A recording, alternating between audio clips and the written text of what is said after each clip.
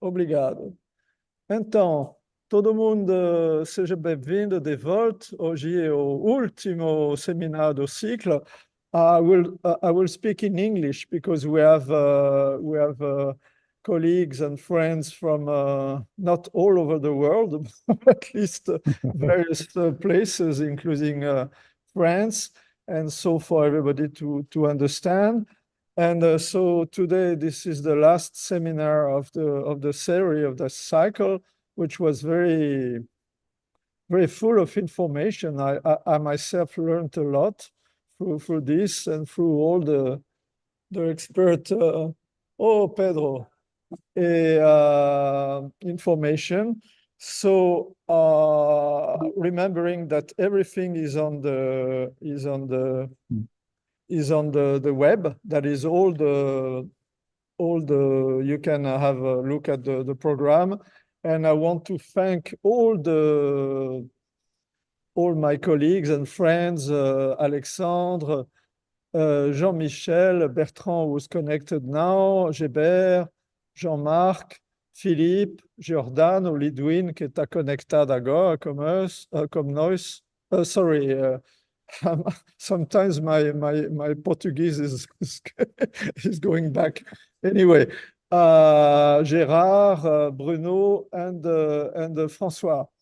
So I want really to thank them a lot because I learned a lot myself, and I hope you learned a lot. Everything is recorded on YouTube, so you can come back to it.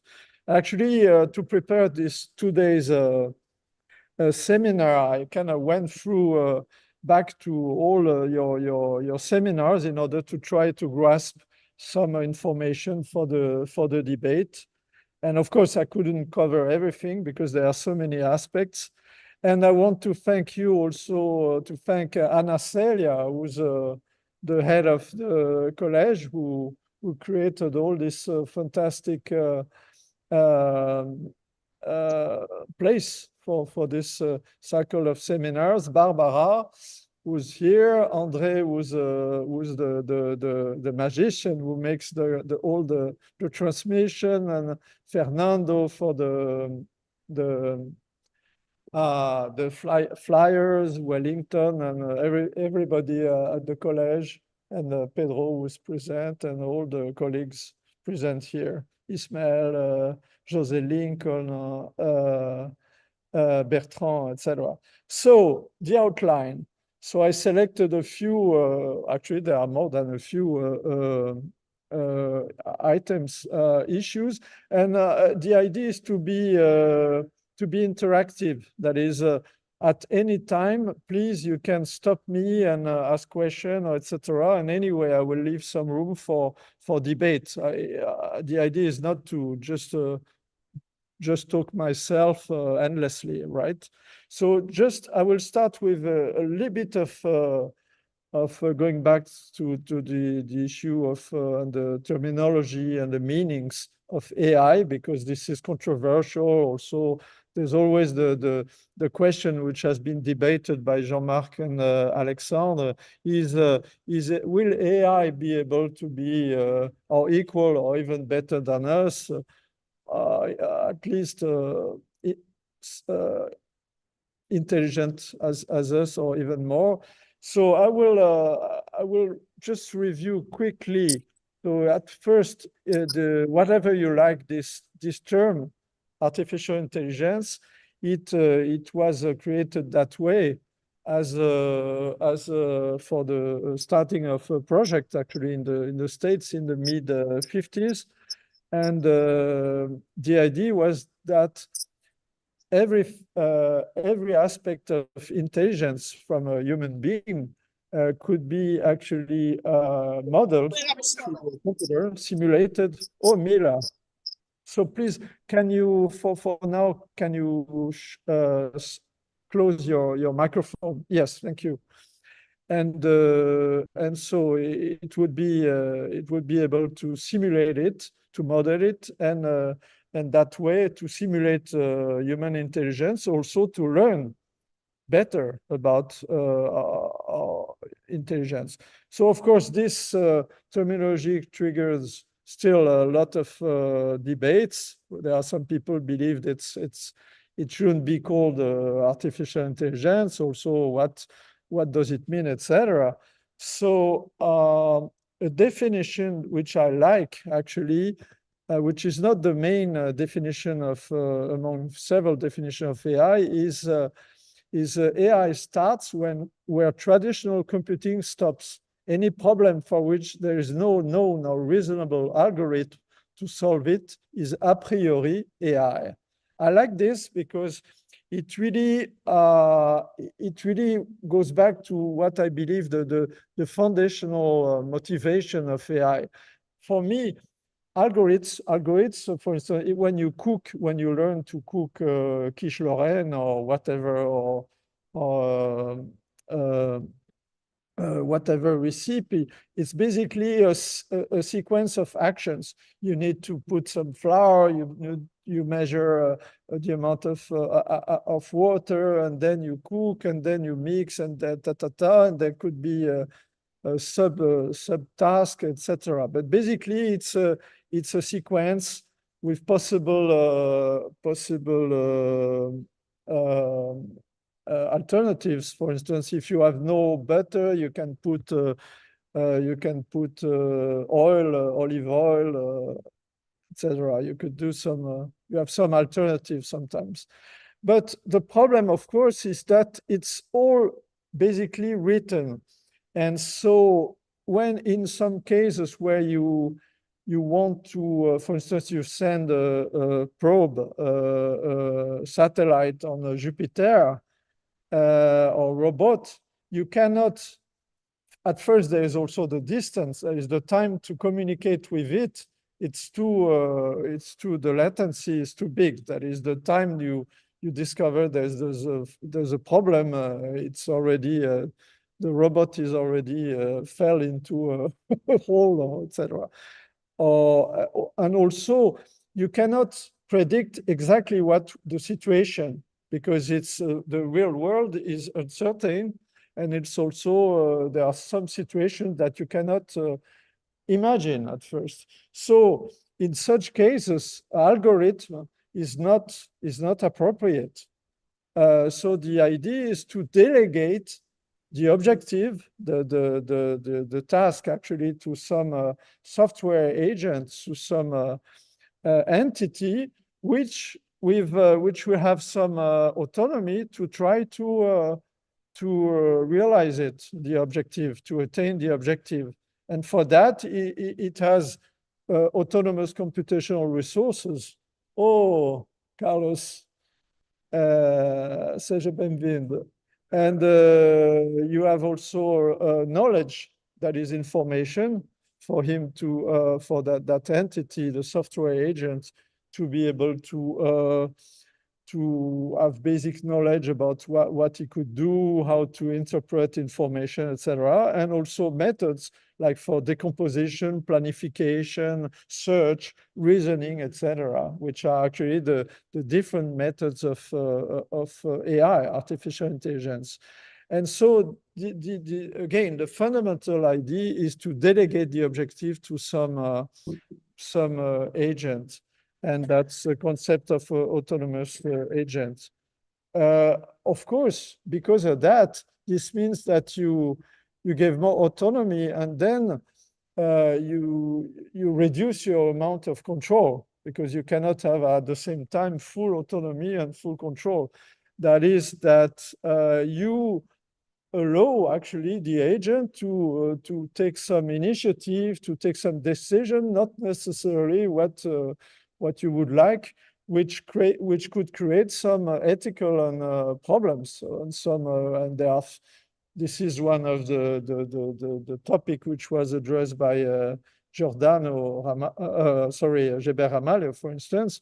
And my belief is that you cannot verify and be certain that all the wrong actions, the wrong will not happen, because if you do so, you would have to restrict too much actually the autonomy and the possibility of decision and action of some agent. It's like for human beings. I mean, human beings as well. If you, for instance, in some religions, it's very, there's some hidden idea that if you prescribe sufficiently precisely what a human being should do and not do, then it will not have a wrong behavior. But of course, as we know, it doesn't stop human beings to do some wrong stuff. And also it creates a very reduced, I mean, amount of it reduces a lot of freedom. So it's a problem. So I believe that we, like for human beings, when they do something wrong, they could be judged, or I mean, by someone in a way re-educated, and they can learn from the error in order to behave better. So I think we have to be prepared for that kind of possibility of problems happening, but to the ways for the agents to correct the situation. Again, AI is like a toolbox. It's not just one technique. I mentioned a few of them: reasoning, planning, dialogue, decision, optimization, etc. Learning, which is also very important, and which recently became so big because of all the progress that I showed, and my colleague showed various examples of achievements for including generating drawings, images, music, for learning, translation, doing translation, generate text, etc., etc. So deep learning is one of the key components, but it's not the only one. That's very important. Maybe I skip this because I don't want to talk too much. And so next, so maybe if there are some comments or questions, please feel anybody is welcome to. I will check also on the sorry, on the Zoom, on the YouTube. Just okay. Quickly, so feel free. Usually nobody wants to start to make comments. That's part of and there will be lots of opportunities in the, sorry, the Zoom, on the YouTube. Okay. There's some comments from André Calçada. Okay. So Alunda, I will translate quickly, so feel free. Usually nobody wants to start. I'm a student in licenciature and in musica and in music, and I'm looking forward to see this interesting debate. So it's already started. Perfect. So then next topic is intelligence, of course, because artificial intelligence. So I want to review a little bit, and this. Sorry. Yes. What's going on? Yes. Okay. So of course it's difficult to define what is intelligence, because there's, as we know, there are various dimensions. It's very subjective also to evaluate it. And I listed a few of the possibilities to approaches to evaluate observing, external observation, like an ethologist, for instance, comparison, the Turing test, that is comparing the performance of a human being for understanding and dialoguing, for instance, or for generating music to between AI and artificial intelligence system and a human being. Competition through games like Go and chess, for instance, where actually the best players are already machines. And thought experiments, internal analysis, and actually the study of experimental psychology, and with the combination of tomography and magnetic resonance imaging, it's progressing a lot in giving insights about trying to understand how our brain is working, actually.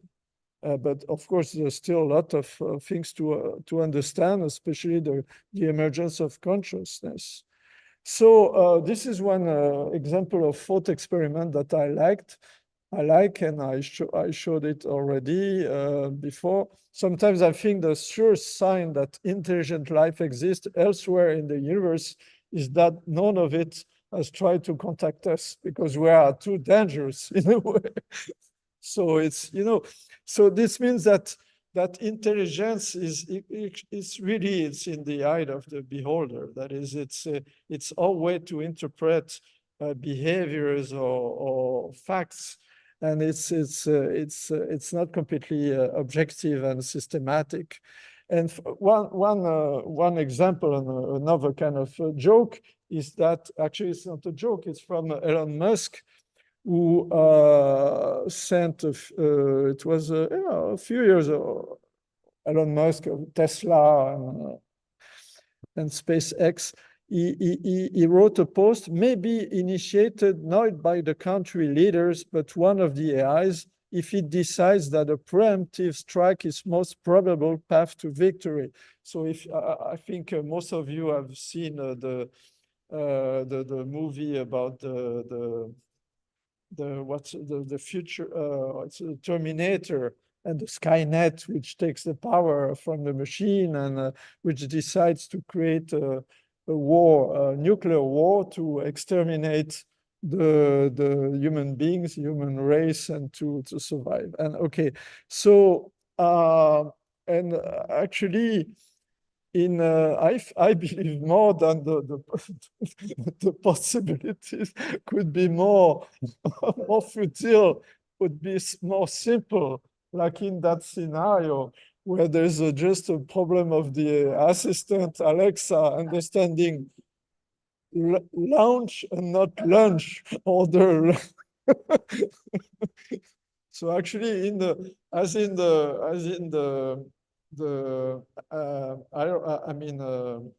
for aeroplanes, most of the problems, the accidents, there's the humans, which takes part within it. It's not just the machine itself.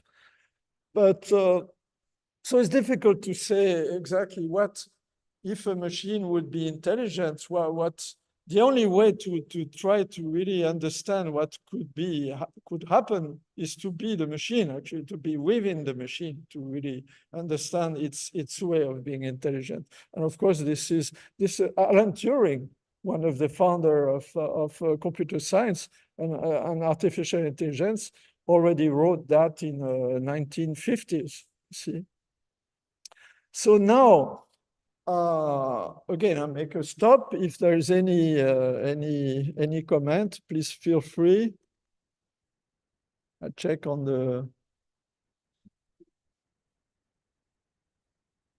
there's no comment yet. So if you can raise your hand or talk on the when you are on Zoom. So okay, I continue. So of course, this. Oops, sorry, on Zoom.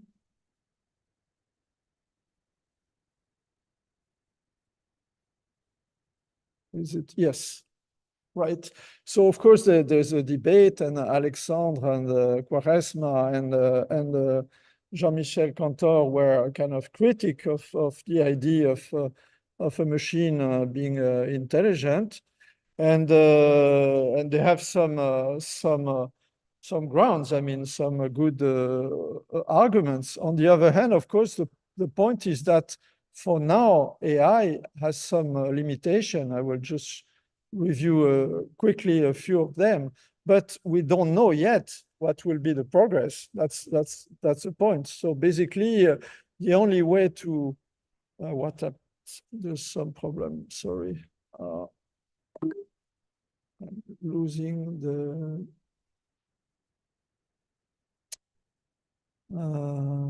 Oh, yes, I see.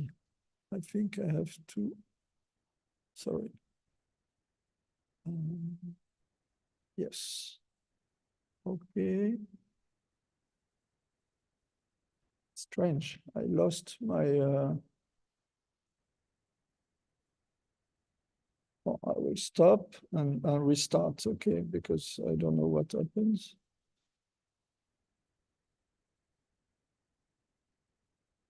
Okay. Right. So now it's working. Okay. So so it's also some things that AI is still missing is, of course, is emotions. It's also it's not grounded because it's basically software. And I will go back to it and saying that there's a future for the integration with robotics and ChatGPT, for instance, which will make some progress. But maybe yeah. I like this actually. It was from this Jean-Louis Laurier, was one of the pioneers of AI in France. I reuse his sentence about the definition of AI where the algorithms stop. And he also liked to provoke his children saying, "Prove me that you are not a machine." So actually, even my wife present here asked me sometimes, she said, "Prove me that you have emotion.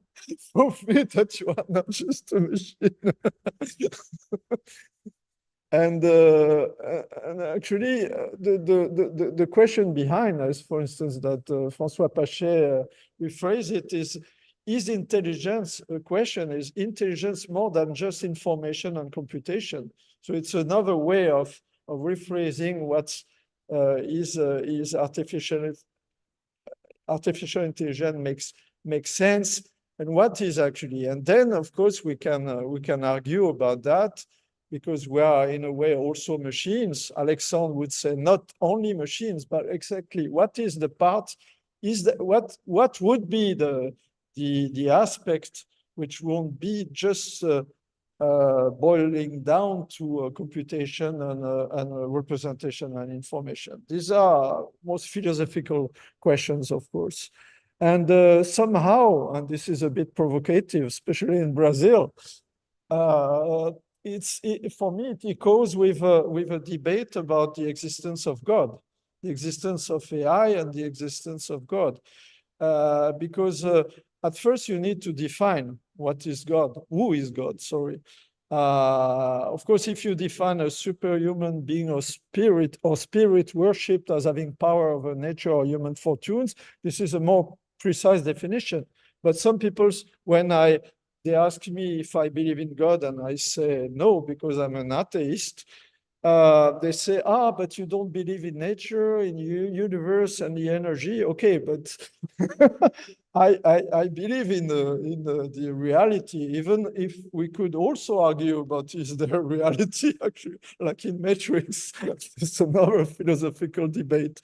But so we need to define it precisely. Otherwise, of course, we can argument and counter-argument about a different definition, which is not actually scientific. I mean,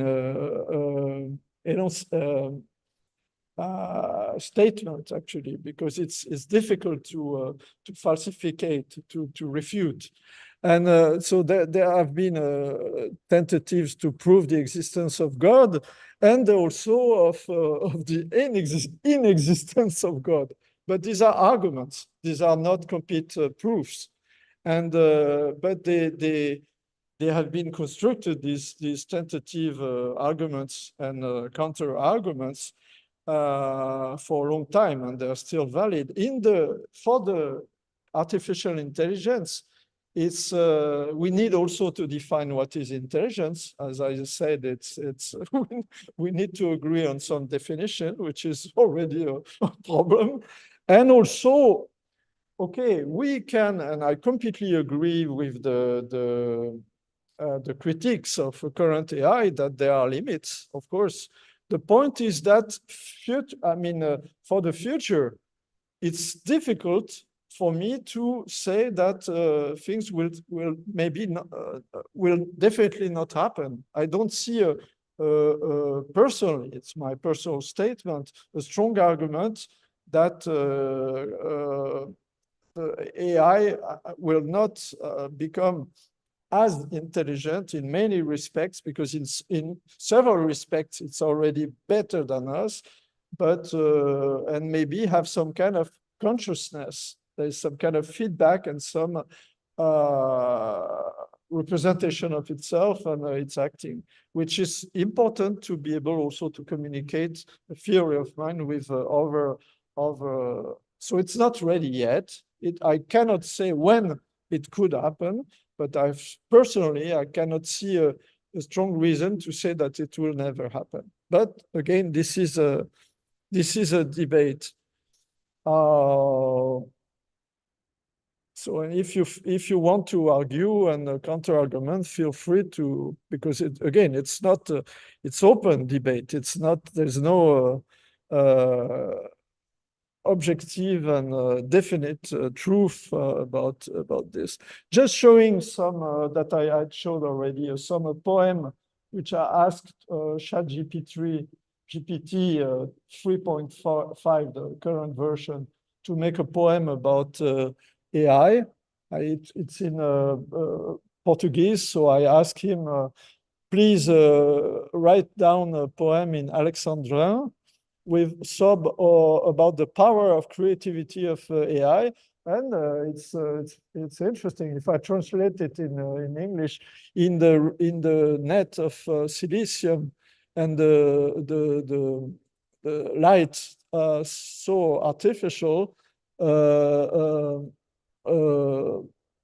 digital mind and transcendental power, creative intelligence, algorithm génial, a new world emerge, horizon colossal, etc. So it's quite impressive in terms of creativity. But of course, there are some limitations. For instance, I just reusing some list of limitations, current limitations that I took from Forbes magazine, and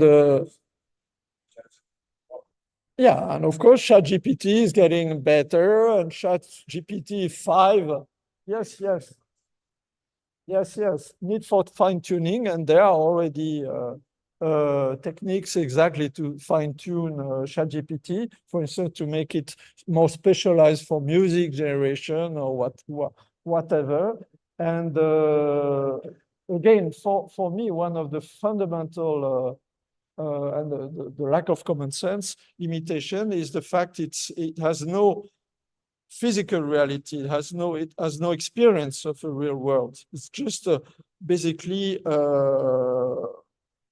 absorbing, digesting lots of text, and through that it learns language and a lot of information, and also even dialogue, but which is amazing, because somehow it's through the process. The basic process is just learning how to predict a missing word in various sentences, but a lot of sentences, and through that only statistical co-occurrence and of the words, it will learn, like through a dictionary, actually learning through a dictionary, and also having a dictionary, a lot of sentences, examples in a dictionary, you will learn actually to make sentences which make sense, but which have no value.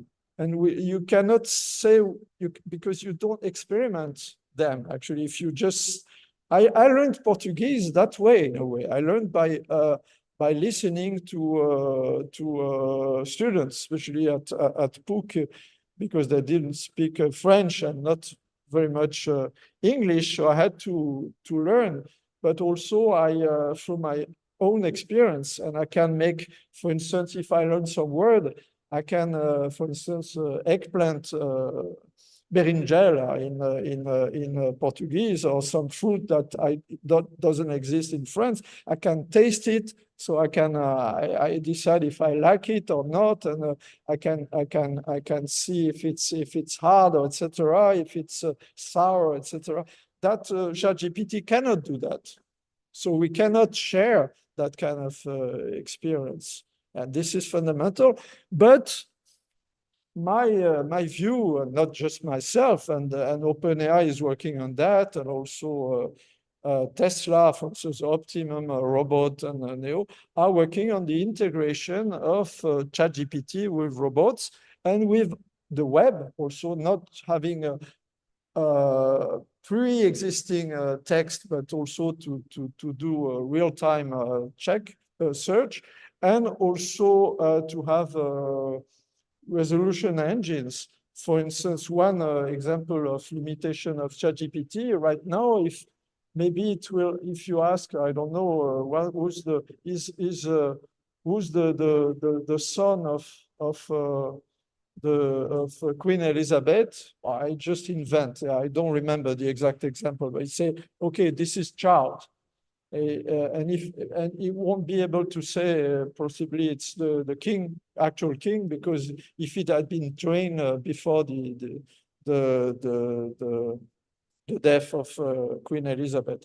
But if you ask now, okay, who's Charles' mother? Maybe it won't be able to answer, because it doesn't have the capacity, the resolution, which is even very simple, but because it just learns from statistical, so it cannot deduce that from Charles is the son of Elizabeth, Queen, then Queen is the mother of Charles. This kind of simple, which is obvious for now, for us, is not obvious for ChatGPT. But again, through this integration, which is currently on the going, I believe that the grounding of the experience of robots and the way to share information and experience with us will really advance greatly and will make a impact. But bon, that's my view. And just to finish about AI, so of course, as we discussed a bit during the seminars, it's a very disruptive tool, because like for agriculture and industrial revolution, it creates a lot of goods and also problems and unemployment for during the transformation, etc. But for instance, AI is revolutioning the medicine for the searching new drugs and for personalization of cures. So there are a lot of good things. There are not only bad things, and there are not only good things. So creativity, I review again. So I start with this, that François Pachet said that, and I completely agree with him. For creating interesting content, you need an intention, and that's something which is missing actually in generative AI. Or the intention is from the user. I mean, our human being who creates a prompt or to etc. or configurates, but the machine itself has no intention. Again, not yet. And the motivation, I mean, having a self-motivation and self-evaluation for the future will be needed for machines to get more creative on their own, to have to construct their own aesthetic and in a cultural way also. But again, this is for the future. But as I had shown, the results are very impressive. Results are very impressive. This is a famous example, the first painting made by AI, which was sold for a lot of money.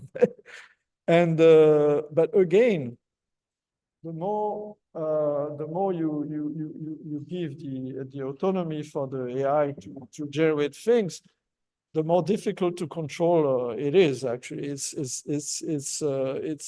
difficult.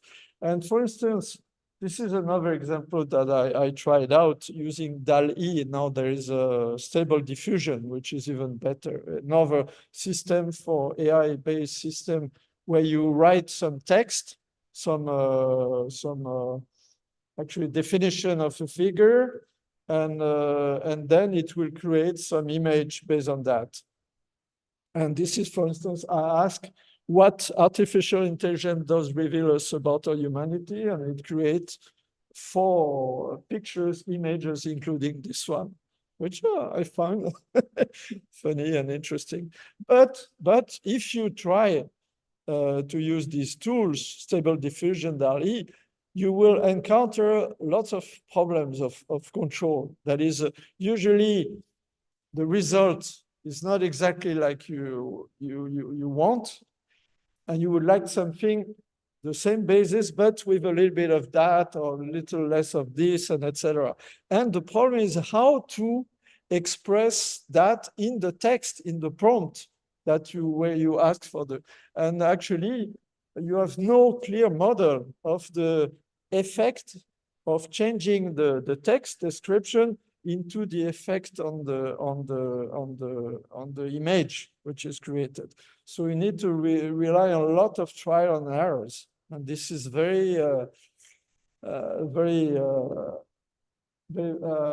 it's difficult, a lot of error prone. So actually there are some, for instance, a colleague from Stanford who tried to exactly address this problem, saying that we need to have some kind of conceptual model of what's going on, because AI is a black box. That's one of the critiques about AI, and proposing some architecture to help actually the user to control the system. Sorry, this, yeah. Before, yes.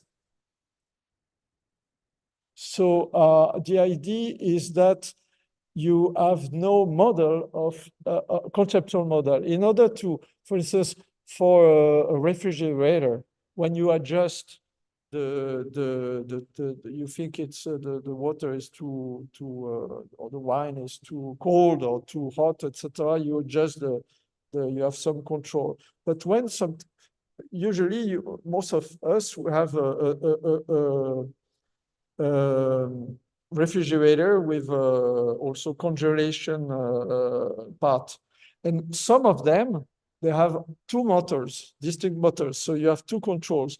But some of them you have 2 controls, but actually only 1 motor. So actually, if you change one of the control, for instance, of the icing part, there will be some impact, some side effects on the other part, etc. And if you don't understand this, your conceptual model of the control is not appropriate with the situation, and because of that, you will need also to wait for the refrigerator temperature to adjust after making the control. You don't have an immediate effect.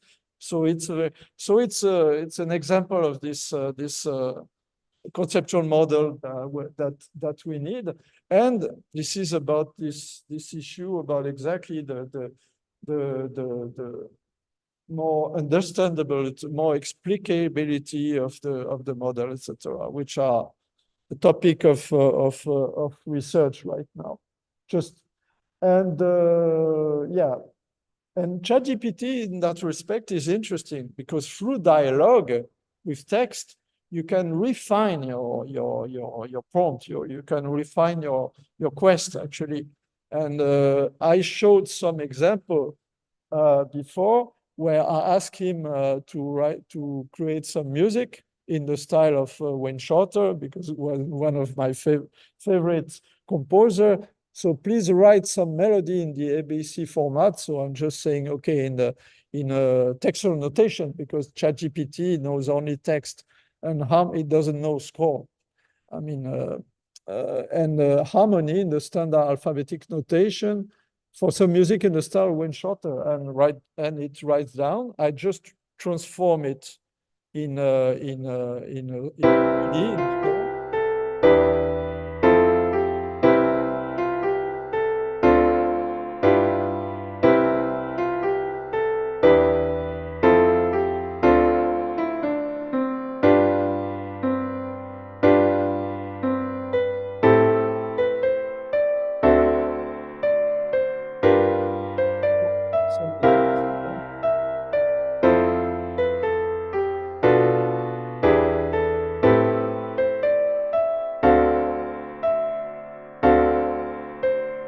Well, it's not perfect, but it's not bad. I mean, a student, I mean, at Berkeley School of Music, of Carlos would, he would pass the initial, the first level, I mean, of composition blues-like, and there are basically the harmonic sequence are right, are tonal, mostly.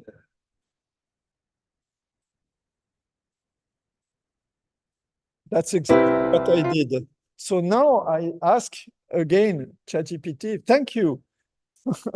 But could you use some more richer chords and some suspended chords, that is, which are neither major, neither minor, and then have some kind of ambiguity, and also make it with more harmonic ambiguity, that is, not just using the standard cadence 251 with the resolution, standard resolution.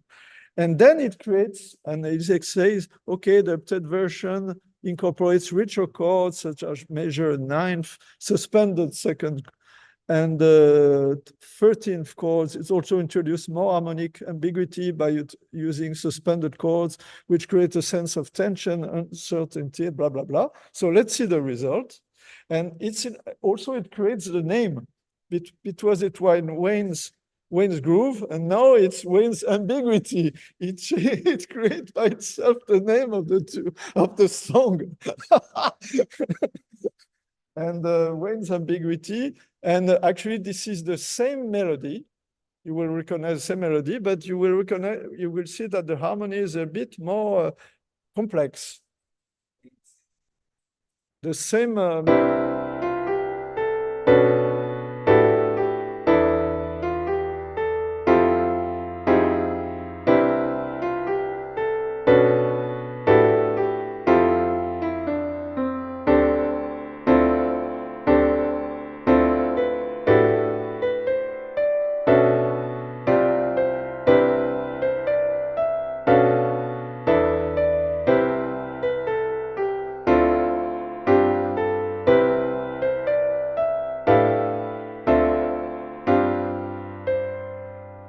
Interesting, huh?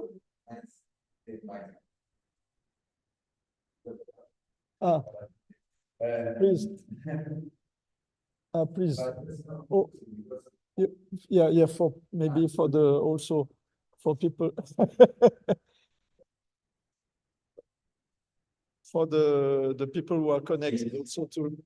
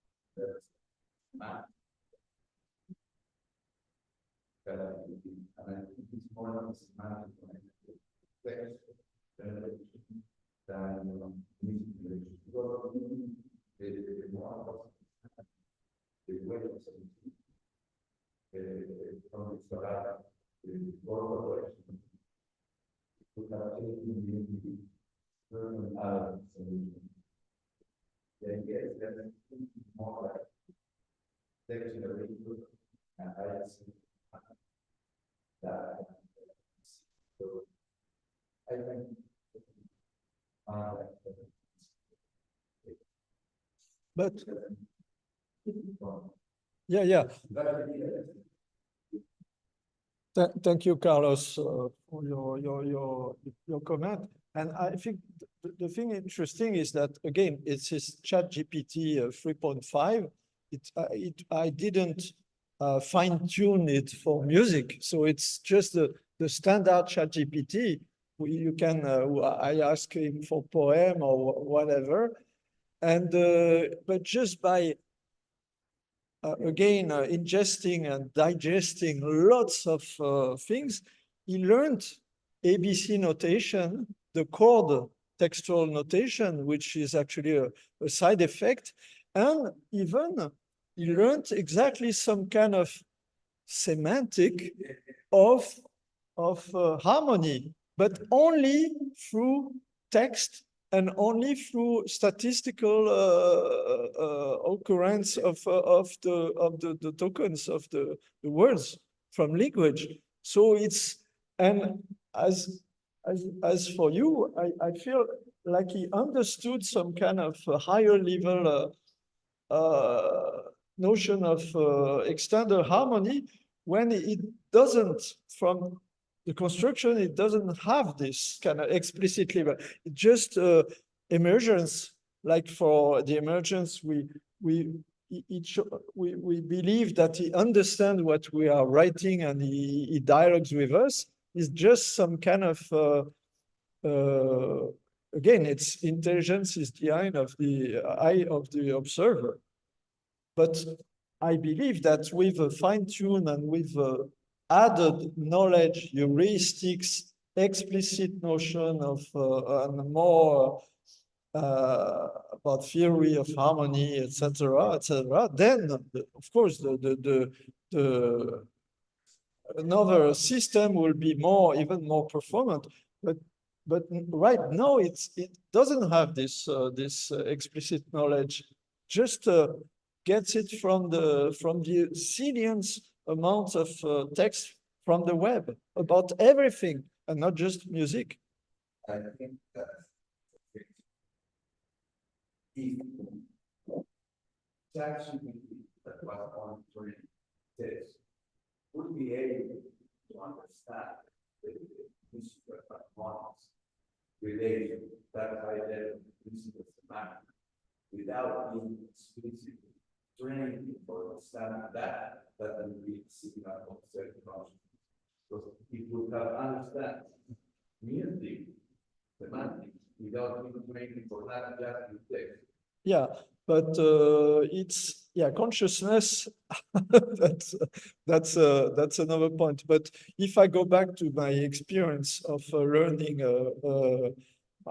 Portuguese when I was because Marta spoke already so good French that she teach me, but we spoke for obvious reasons of efficiency more in French. So. And then with the students, I had no way. I mean, my only way of survival was to learn to speak, to understand Portuguese. But I had no prior knowledge of Portuguese and no prior knowledge of Spanish. That is, I never studied formally Spanish. I studied at school in English and German, and after I studied Japanese. So zero Spanish, zero Portuguese. And I didn't use books, about grammar of Portuguese, etc. So it was just like ChatGPT. I was bombarded bombarded. I ingested lots of sentences, and from this sentence, I built up, but I made it partially consciously, partially unconsciously as a parrot. I mean, and being able to reproduce and to adapt, to extrapolate, and at some point reflecting a bit on it, and at some point to try to improve my language Portuguese. I took some personal courses with lessons with a personal teacher to try to write it better, to do less errors, and to understand a bit the foundation. But after that, so in a way, I learned a bit like ChatGPT. But when you learn Portuguese, you know French. Yes. So you have some certain degree of high level understanding of what's a language. So you were able to extrapolate that in Portuguese without even having the knowledge that you were able to extrapolate that. This guy is not doing that or really, but someone say to extrapolate the logic of text, the logic of music, that will be certainly self-conscious of understanding the rules of something extrapolating to other subjects. You're right. You're right. I mean, it's true that the fact I already learned other languages helped me also make me more not confident, but courageous that I could make it. You know, especially after having learned Japanese. You know, Portuguese was much more easy. And you're right. And also the capacity to relate and and Marta's told me, I remember now, my wife, that when, especially when I learned some Gira, some words which are not completely eroded, I also try to, or new word, not just, I try to repeat it, in a way to test myself to in various situations, you know, because that's my way to try to repeat, to memorize, and also to test if it works in that context, etc. So yes, I'm of course I have some ability that ChatGPT doesn't have yet, but it's amazing because in a way through just only again statistical inference induction. It's doing amazing things. But thank you, Carlos, for the for the right. No, the yes, please, Pedro. Yes, yes, exactly. Sorry, and okay. So this is interesting, but an issue is that for us musicians, creators, or not necessarily professional, but at least we take pleasure in trying to create poetry or paintings or music or whatever. If the machine does it alone, just some input from us, etc., it's a kind of pity because somehow we are substitute, which creates also the fear of being a substitute, the lose our job, etc. And and some systems music like elevator music, completely parameterized, etc. With various types of technique of AI, and which have some niche, because for some documentary or commercial, you don't need a very elaborate music, and it's like for I mean yeah, for designers of designs now. Many companies or people will use DALL-E or other similar tools rather than paying some human designer. So this creates problems, right? But I believe, and most of us, I mean, believe that it's more interesting to AI to help us to go outside of our comfort zone, to explore things, to give us ideas, to complement things, to propose us things, and to help us to produce better the music, and not just to have a completely autarkic automata functioning on its own. Because as Giordano pointed out, when artists, musicians, and any kind of artist is confronted with a system which is completely autonomous, it's like he's no more in the loop. It's like then he's not interested, he's not engaged, he's not motivated anymore, and which creates And there's such a situation, for instance, with the planes, the next generation planes could be without any pilot, or pilot will get bored, will disengage itself, because in a way the system will be completely automatic, and then will be okay. This is no more my responsibility, and that's also if the system is too much automated, the creation, the author, the human beings will not recognize the production, the content produced as is. If he recognizes as is, this means that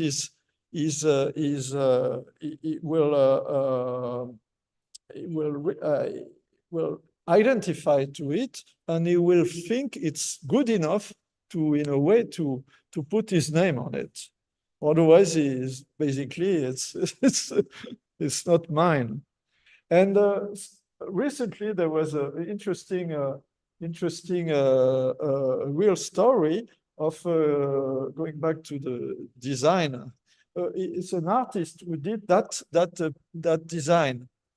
It looks a bit like fantasy, like for games, etc. He did it by hand. I mean, hand and probably also maybe computer, but not AI. I mean, it was not AI generated. I'm not sure exactly if he used only brushes or also digital brushes. But anyway, he did it by himself without any use of AI. And he was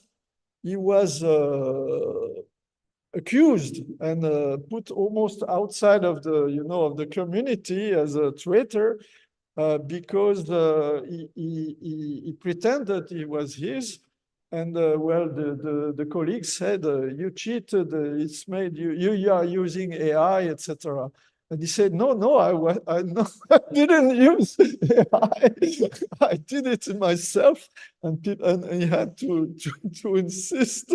So in a way, show me that you are not a machine. Show me that, prove me that you did that. And probably at some point, there will be a need for some mention, not without AI, made without AI.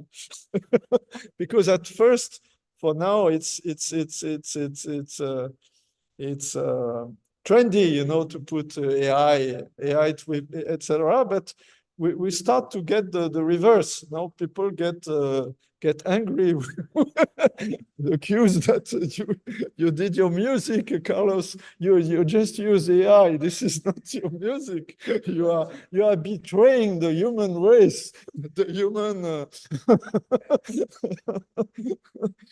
musicians. So it's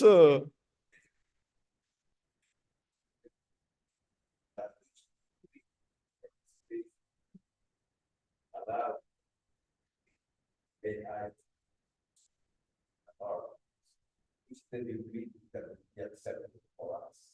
10%, 9%. That's a very, very good question. And of course, I have no answer.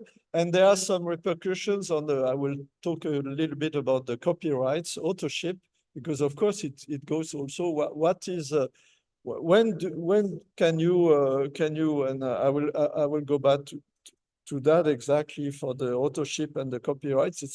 It's also a fundamental practical question, actually, and in terms of recognition and appropriation, exactly. So on many respects, it's a fundamental question, and we're just basically learning. I mean, the usage through the usage to see what is our threshold of acceptability, and we just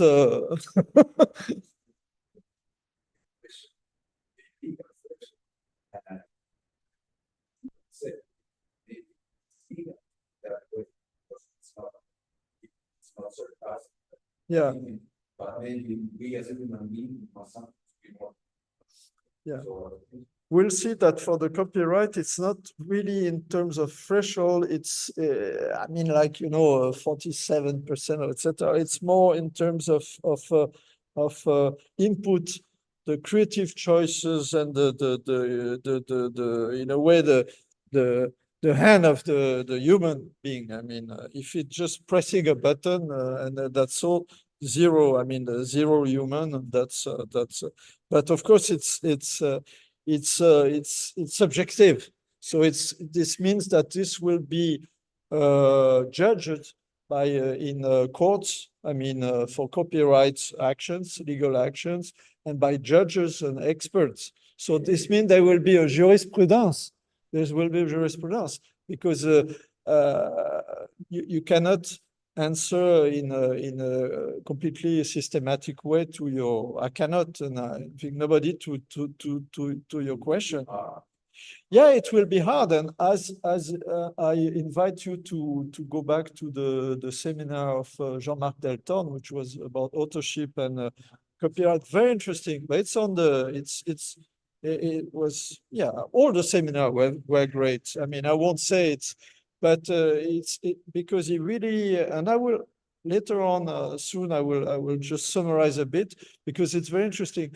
And what is Jean-Marc is taking part in training judges for exactly for this new kind of jurisprudence, a new kind of way of evaluating the contribution or not of human, and the originality, which is the basis of copyright and authorship.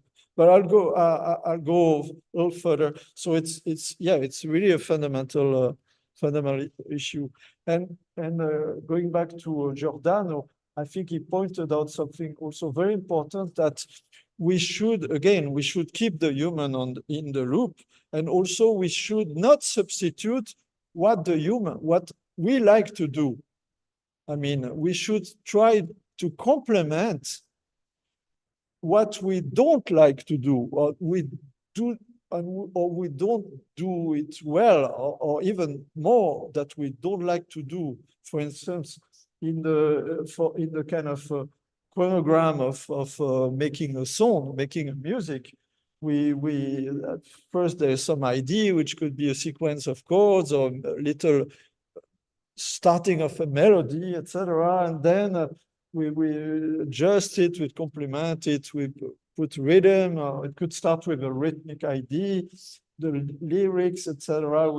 And at some point, we need to check for plagiarism, because if we want to say, okay, this is my music, maybe we found, even if we didn't do it intentionally, that we are too close to an existing, it happens, for instance, to George Harrison with My Sweet Lord. I mean, well, I'm not the lawyer, I'm not George Harrison, but it looks like it was not intentional. It was just an accident that he, and I go back to this issue also of originality, because there are, yeah, I'll go back to this point. So we really, and engagement of the human, of the user, the creator, the composer, the even just is fundamental. And in the example of Giordano of music game for children to learn about how to make music, they discovered that what was one of the component fundamental for the software, for the game, the product actually, was the creation tool. That is that is leave it open to the user to create his component, his parts, etc. And so that is his intervention, and not having something completely automated. He can customize in a way the game, the system. And he said that in terms of effort, in terms of development and time and money, it was 2% of but the impact for the use by the users were up to 25%. So it's actually a very, very fundamental part for the appropriation of by the user. So co-creativity, so many people say about co-creativity to say it's not just the computer being creative, because it has, especially it has limits right now, yeah, still, but to help. And I had shown some examples. I think, for instance, I would just show a little bit of this.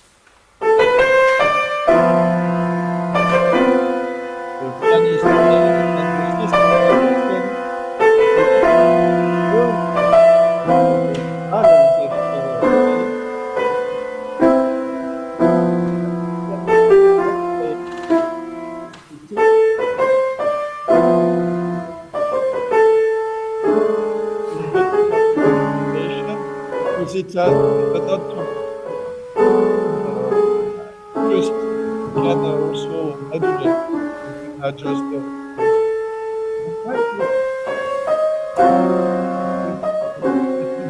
which is what Mesa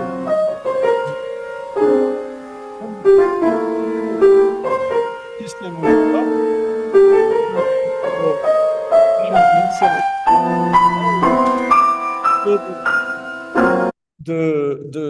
The software learns, and when the pianist, or could be guitarist or whatever, stops, is taking the complement. It's named continuation,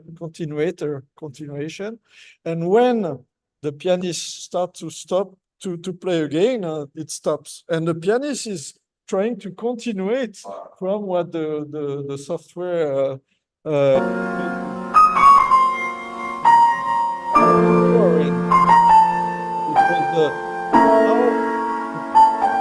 discovering is like a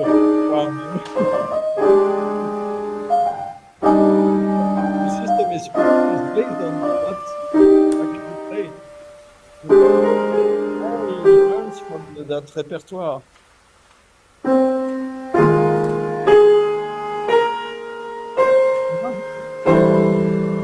Aha, it is the fact that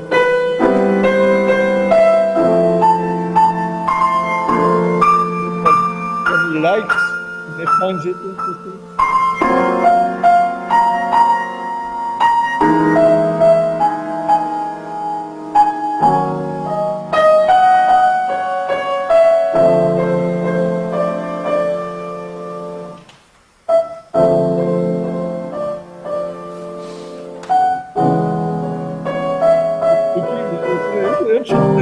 So now he's discovering things that from his general, it's a system from I continue, and flow composer I think I already showed, so it's but just maybe. Je vais tenter de créer un nouveau morceau sur la page Flow Machine. Je commence par ouvrir une partition vierge. Là, je choisis le songset American Songwriters parmi une centaine de songsets. On peut créer soi-même son songset en regroupant sa sélection de chansons parmi les 12 825 enregistrées dans la base. American Songwriters, c'est 429 chansons américaines dans le style jazz. Je fais quelques réglages, pas trop de notes courtes et pas trop d'accords. J'obtiens un premier résultat. Like it, you can ask for another one. It's based on Markov. Puis un autre. It's based on Markov chains and constraints, actually. It's not deep learning. It could be, but then if you don't like it, it propose you another. Je garde deux mesures qui me plaisent. J'essaie un rendu avec des accompagnements qui sont dans la base. On peut créer son propre accompagnement sur une partition et l'utiliser sur une autre. Je choisis un son de flûte. Je me rends mieux compte de ce que ça peut donner. Je modifie une note qui me semble haute. Maintenant, j'applique le composeur sur les mesures que je n'ai pas gardées. Complement, that is, you select, you just took only the two first bars, the two first compasses, and adjusted some notes, and now ask the system to complement, that is to continue. And you see, the system will... J'obtiens un résultat avec trop de double croche. Donc je bouge le slider vers long notes. So then he wants less notes. So it's all interactive, you see. Je m'arrête sur une proposition, je fais quelques modifs, une noire, un autre accord parmi ceux qu'on me propose, des modifs sur la dernière mesure. Bon, je sais pas trop, mais je tente. Sorry? Of course. Of course, of course. It has been, I will show it, it has been tested and used actually. You can also complement, that is, for instance, keep a harmony and he will propose you a melody based on that, or the reverse. So it's all, and it's Markov chains and also so statistical again, but with constraints, because you can put some constraints on the harmony, on the melody needs to match the harmony, also the amount of notes, etc. So it's quite a machinery inside. And unfortunately, for reasons hard, when he left Sony, François, this work has been unfortunately no more made available, which is a pity by Sony.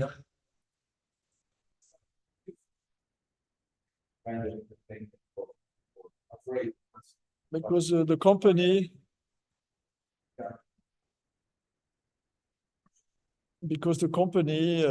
Sony, to say it's the same, they didn't want to continue, which is a pity.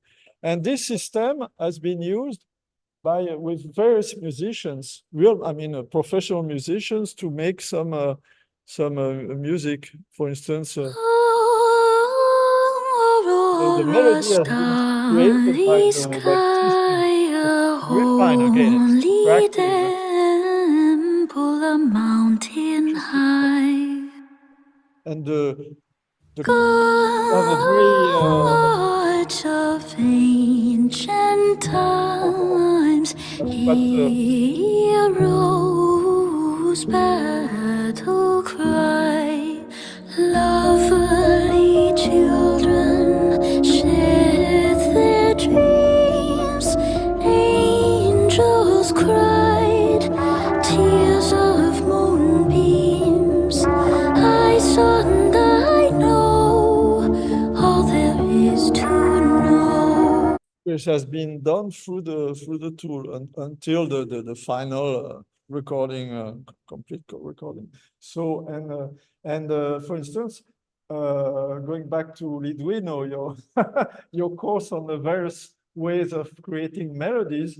Here, the choice was to have based on intervals, that is, to have some small intervals and some very long, some very to make the difference and to make some because melodies usually the notes are more, the pitches are more close, and there you have a big interval. So again,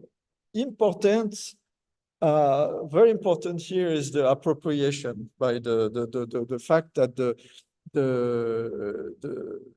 human being, the artist, is in charge, is interested and this is something which is named the IKEA effect by psychologists. It's interesting.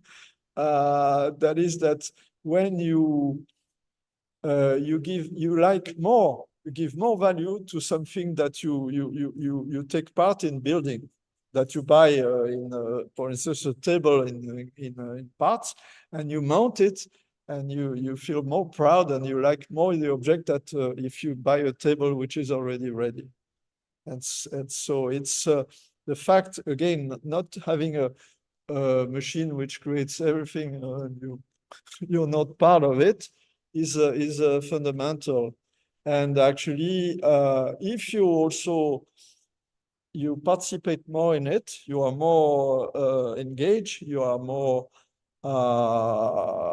you make appropriation better, and you also like it better, the result, through the IKEA effect. And that is you put your name because you find it good enough, so you put your name. So the idea is to make music, to help to make music more for the composers to like, and not just the public. Otherwise, it's a kind of mass mass music, which is another problem that we know, the inundation, the flooding of low quality music. So maybe I skip this. This is interesting, but I don't want to. Yeah, yeah, and one more aspect is that we don't need AI to have bad music. We already have a lot of bad music. You just open the radio and bad music, maybe not bad music, but music which is not interesting, which is basically always with the same chords, with 2 or 3 chords, melody, which a lot production. Excellent. I mean, excellent. I don't say excellent. I shouldn't say excellent, but lot of energy, a lot of money to put in for the it's like the varnish, yeah. But the composition quality is very bad, very. And there are some. I recommend you to. He's a French composer and pianist.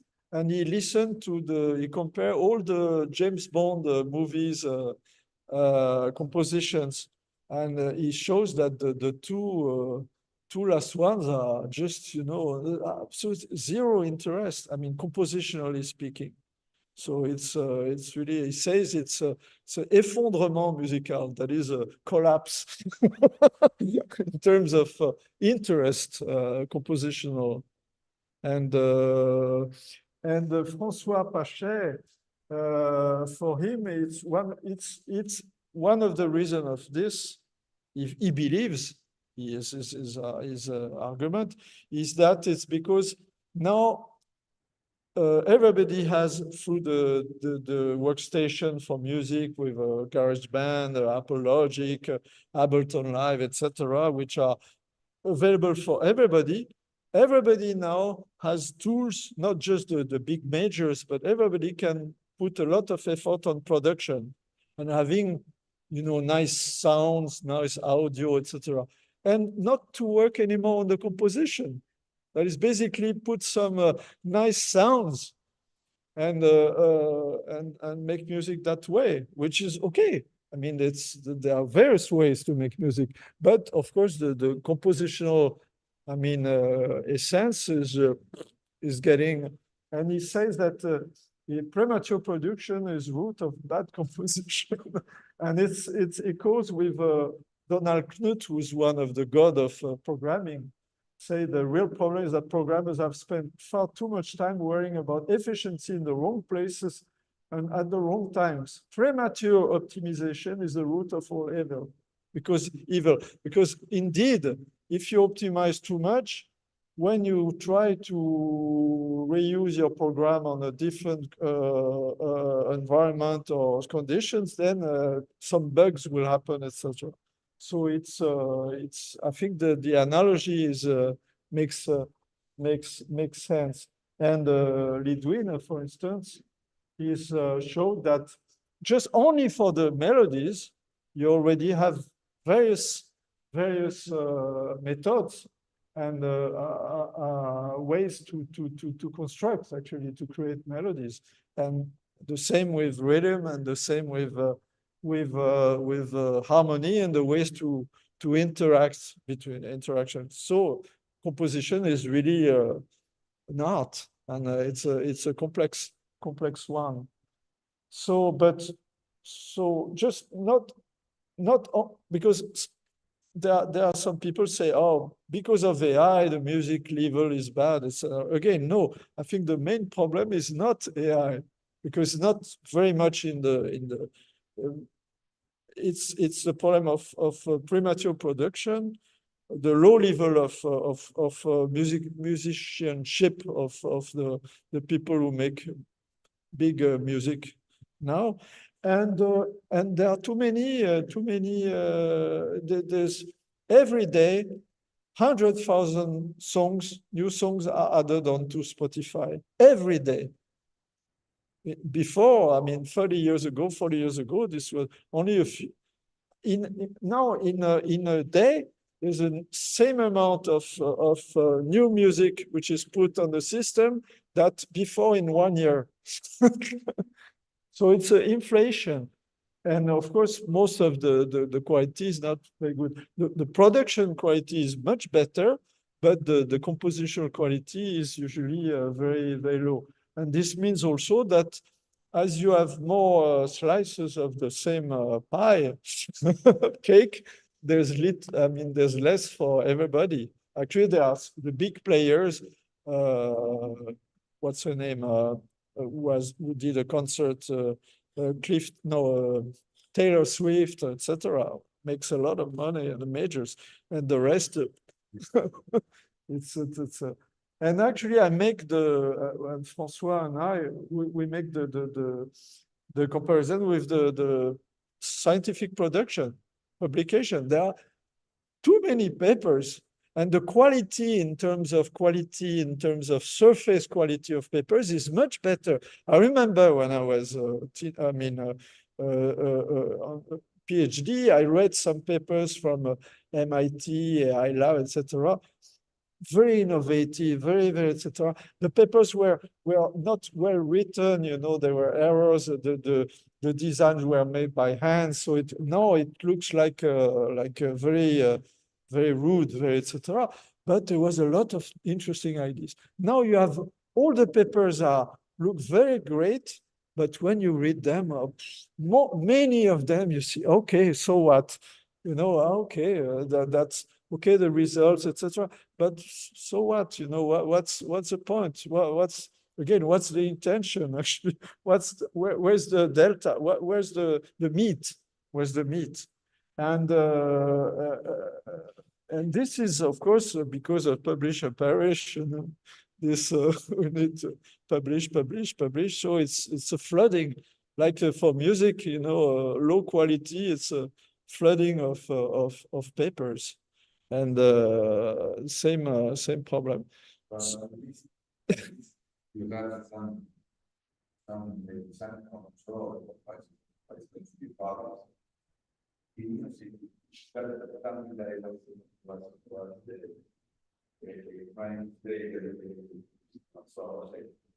before 20 years ago, we got when you want to publish a song, release a song, you got to go to a filter.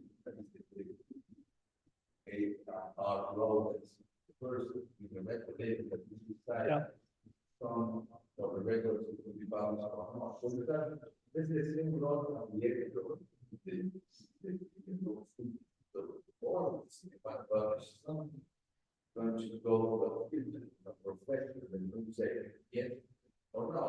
That person is there because this person has the credential, expertise from knowing what the judge what is good or bad, or the degree, great, bad. But now you can report something that you know. I will be there. You should be one of that 10K song per day. I know what's good. So the quality that no, completely great comment, Carlos. You're completely right. There's no more filter. There's no more experts because they were the people in the measures in the record. Companies were exactly listening, were also reading the manuscripts, and now somehow it's less elitist because everybody can publish anywhere, anything, and of any form, music, text, image, etc. But without any filtering, pre-filtering. And even for publication, scientific publication, there's archive. Before, there was exactly the journals, the conference were doing the filtering. Now, in a way, in terms of strategy to get to increase your H index, your bibliographic level, it could be more interesting to publish on the archive, which is a free, open, completely open report, and there's no evaluation. It's not like so in the current or already old system, the value is 0 because it has not been reviewed by peers. That is which is the foundational of evaluation of scientific publication. You submit to conference or a journal, and then if it's good enough, and when also they ask you to improve it, or they reject, or it's accepted after change, etc. And at the end, it's supposed to be to be good. But if you publish on archive, there's no evaluation. But maybe your paper, if it's trendy, if it's in the good timing, or etc., even if the paper is not necessary, you will get a lot of citation because you are the first, and then people will cite you, and then you have a lot of reference, and your H index will increase more and more fast, because for the journals you need to wait for the people to review for the next several years for the final paper to be accepted and available. So it's and of course the human beings, we are optimizers. We want to survive. It's evolution. So if you change at first it was just the amount of papers in the journals. Now it's people for the evaluation, they are not just counting the paper because they know that it doesn't mean anything. So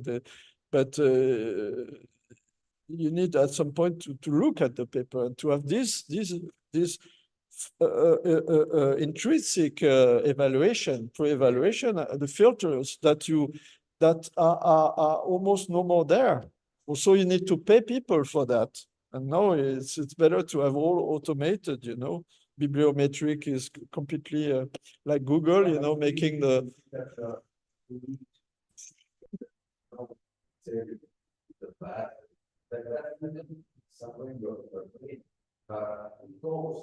yeah. And maybe finally I come back to here because it's an interesting point by François again, and that his critique of saying that there's an intrinsic value of artistic piece actually, and not just in music. There have been some very interesting experiments by some authors here. They did some experimental economy. And what they did is that with real people, they with music, and they ask the various people to choose between music that they listen to and which one they like most. Okay, so at first they do it without any communication between the evaluators. That is, everyone just is on his own and has no communication. And then they do the same experiment, but this time they can communicate. That is, they can exchange their opinion. Listen, this one, this is the one I prefer. Carlos, you should listen to this because you said you told me you don't like, but listen again, maybe you will see it's great, or this. And then the results are completely different. That is because of social influence, inserting social influence in the experiment, inequality rises. That is now sometimes hits are no more hits, decided as hits, evaluated as hits, and the reverse. It becomes unpredictable. That is, if you redo with the same songs, with the same people, there will be a different result. And so this means that its social influence is fundamental. So saying a song is good is not just your own, completely objective, subjective and objective from the. It also depends on the social. Yes, the influence exactly. So which is interesting in a way, and which shows exactly and something again which is missing in the AI. It has no social notion of social value, etc. No, but this will change. This is already starting to change. So just to finish, and again, Bertrand, Zan, Lidwin, feel free to jump in, huh? Because Carlos is active, and I'm happy of this. Pedro as well, but feel free to comment, not to just do a monologue. So to finish about the copyrights, because of course these current problems happened already. For instance, when the painters were paid to make a portrait, and then they started to have a reproduction with lithography and to reproduce. So it's created the first problem. Then photography, of course.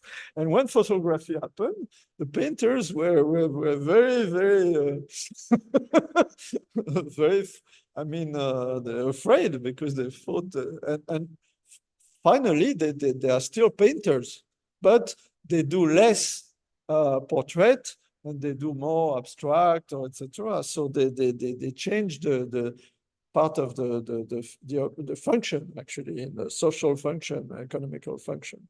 So it's I found this is one of the.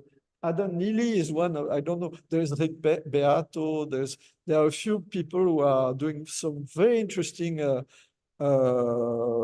YouTube about music, there's a lot of information on YouTube about if you want to analyze, you take any song quasi, I mean, and you YouTube, and you have some guys who will explain you why it's how to analyze it. It's a lot of information in YouTube, even without AI, just by human experts. So he starts. So Adam Neely starts he confronts the physical property, where it's the sweat of your brow that is the sweat of your your muscles, you know, to in a way you deserve, you know, the property of the apples that because you worked on agriculture to, you know, to make the apple tree, make apples, etc. And the intellectual property is different. The foundation of evaluation is originality and creativity. It's not the amount of effort you put, it's the originality. And that's the basis of copyright. So let's look, and I kind of summarize the seminar, excellent seminar by Jean-Marc Delton. So at first, it's a legal tool. The motivation is to encourage artistic creation, like for the patents, to encourage innovation, right? Because if there's no reward, actually, then why would people, you know, create art? Well, they could create just for the beauty of it, you know, not just, but and also what they would innovate if there's no return. So there's no need to register like a patent. Just the fact of creating the design or the music, etc., it's already subject to copyright. And the total scope for it's a lifetime of the author, 70 years. That is 70 years after the death of Georges Sebastian Bach, who's dead long before. All his compositions are public. So important is to protect the expression of an idea, not the idea. There's the materialization of the idea, and doesn't care of the nature of the tool. So going back to your point, what is the percentage of use of AI, etc. Somehow it's not the main question. I mean, so it's a measure of originality. Interesting is that originality is different from novelty, because it could happen in principle that for instance, that two poets write the same poem without any, because there are almost 8 billion of human beings, and a poet is just a subset, but could be that two people will create the same poem almost at the same time because the combinatorial is not infinite. And interesting, the two poems could be considered as original, even if they are equal. Even if the poem, the letters are exactly the same, because they were created independently.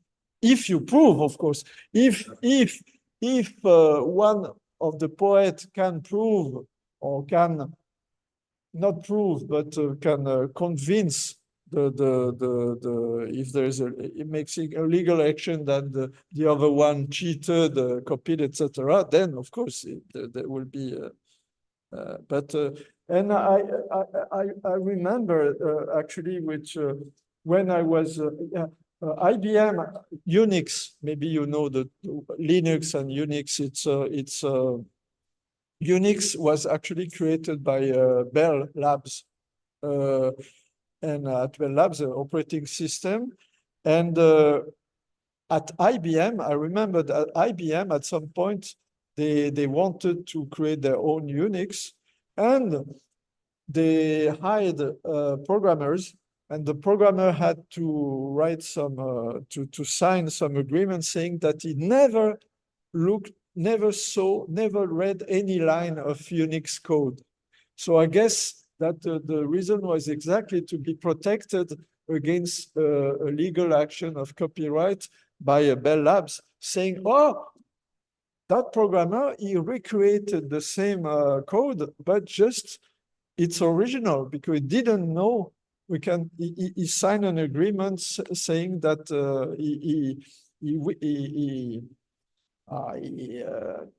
he claims that what's the word? He affirm, I don't know the legal, I swear, he swears, swearing on the Bible that he hasn't read the code, some Unix code. So again, it could be that it could be considered original, even if it's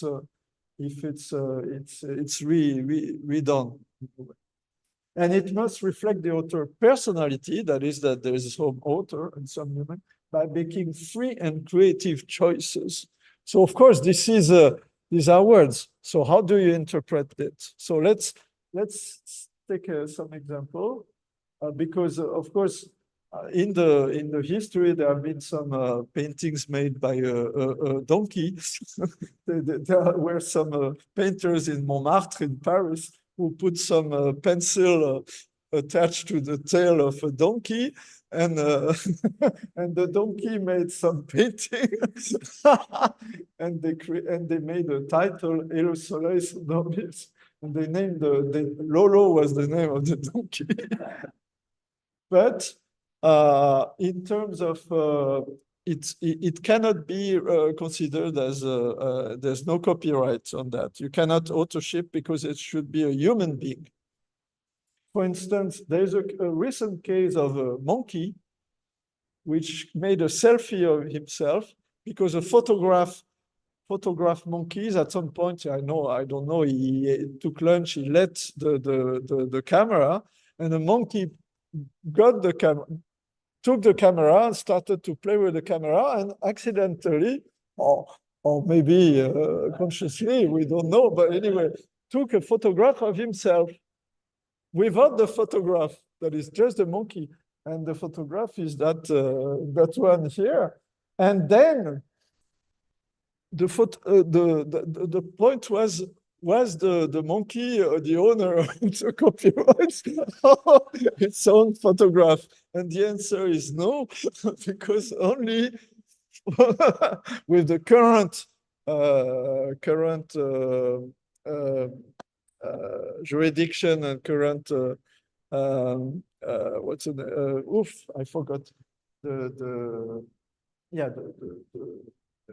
experience. Yeah, it's only a human being, and this is a convention, actually, Berne Convention, which is very old.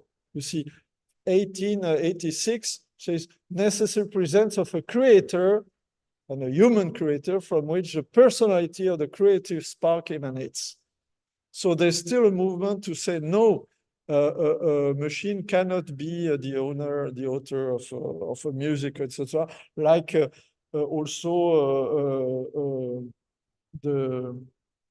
there's no patent. There cannot be patent on software, also actually programs, and so works produced by mechanical process or random selection without any contribution by a human author. But so contribution, it doesn't say what is the level amount of contribution. It says that there is at least a human contribution, and then it needs also the human needs to prove that there is some contribution, and not just pushing a button is not enough contribution. And how to look, original as a term is used in copyright, so it's old for rural telephone service, so it's old. At least some minimal degree of creativity, even a slight amount will suffice, no matter how crude, humble, or obvious it might be. So it's very subject to interpretation. And for instance, there is some actual case, I mean, in 2005 in US, that 3 notes, melody with 3 notes, it's already sufficient was considered sufficient for a copyright infringement. So it's really, and it's interesting because the harmony is not subject to copyright. Otherwise, the one who invented the 251 would be rich, because especially now it's so. And maybe I don't know if I did know of this, Carlos, but that what happened with the jazz musician or the bebop, they didn't want to pay royalty to play music, Charlie Parker, Dizzy Gillespie, etc. So what they did is that they took some existing music, they took the harmony, so you can see that the How High the Moon and Ornithology by Charlie Parker, the harmony is exactly the same. But they changed the melody. And that way they could play, because what interested them was not to create a melody, but to improvise on that music. But they didn't want to have to pay the copyright because they were mostly interested in just the harmony, and the harmony part is not copyrightable. So what they do, they use that kind of loophole in the system. They reproduced, was named contrafact. They reproduced the lead sheet with and created a melody. And melody usually was improvisation, which they wrote down. They improvised. They transcribed their improvisation in a melody, and they create a new song, Ornithology, for instance, by Charlie Parker. Very, very wise. So you see, it's quite interesting, and now, of course, there's this issue of also copyright of even the voice. For instance, if you use the voice of an actor or etc., It's not just do you have to pay some copyright on it? It's still the on court, it's still open. I mean, but what is most important is really you need to show, in order to have a case to defend yourself if you believe that somebody copied your piece of art, to show that you have you make free and creative choices. That's a terminology. So for instance, the way you configure the AI software and not just press a button, the way you curate it, you decide which are the examples that you used for training the system to generative AI after, then you may have a case, but it depends of the judgment. And also in case of using ChatGPT, for instance, if you prompt, for instance, the poem, okay, let's go back to the poem that I asked ChatGPT to create, okay?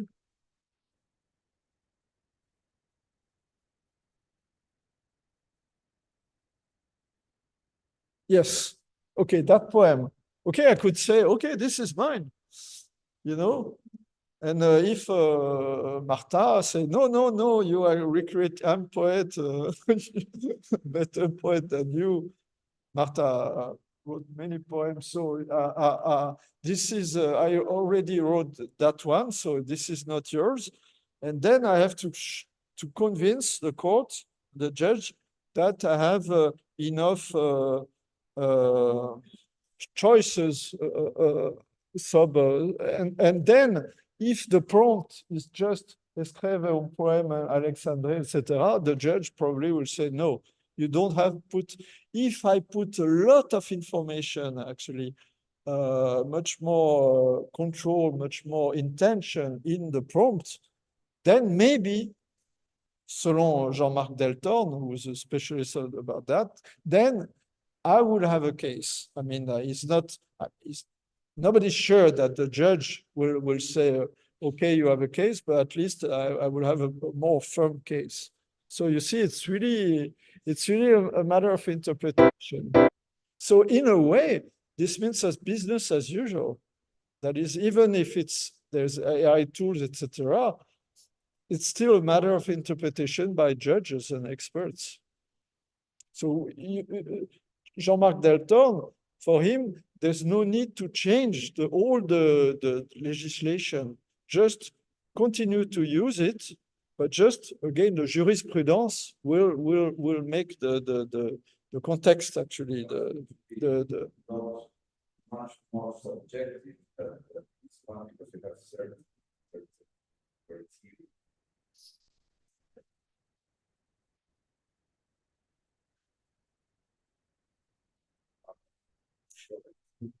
Yeah, of course, this will make more business for lawyers, for sure. This is part.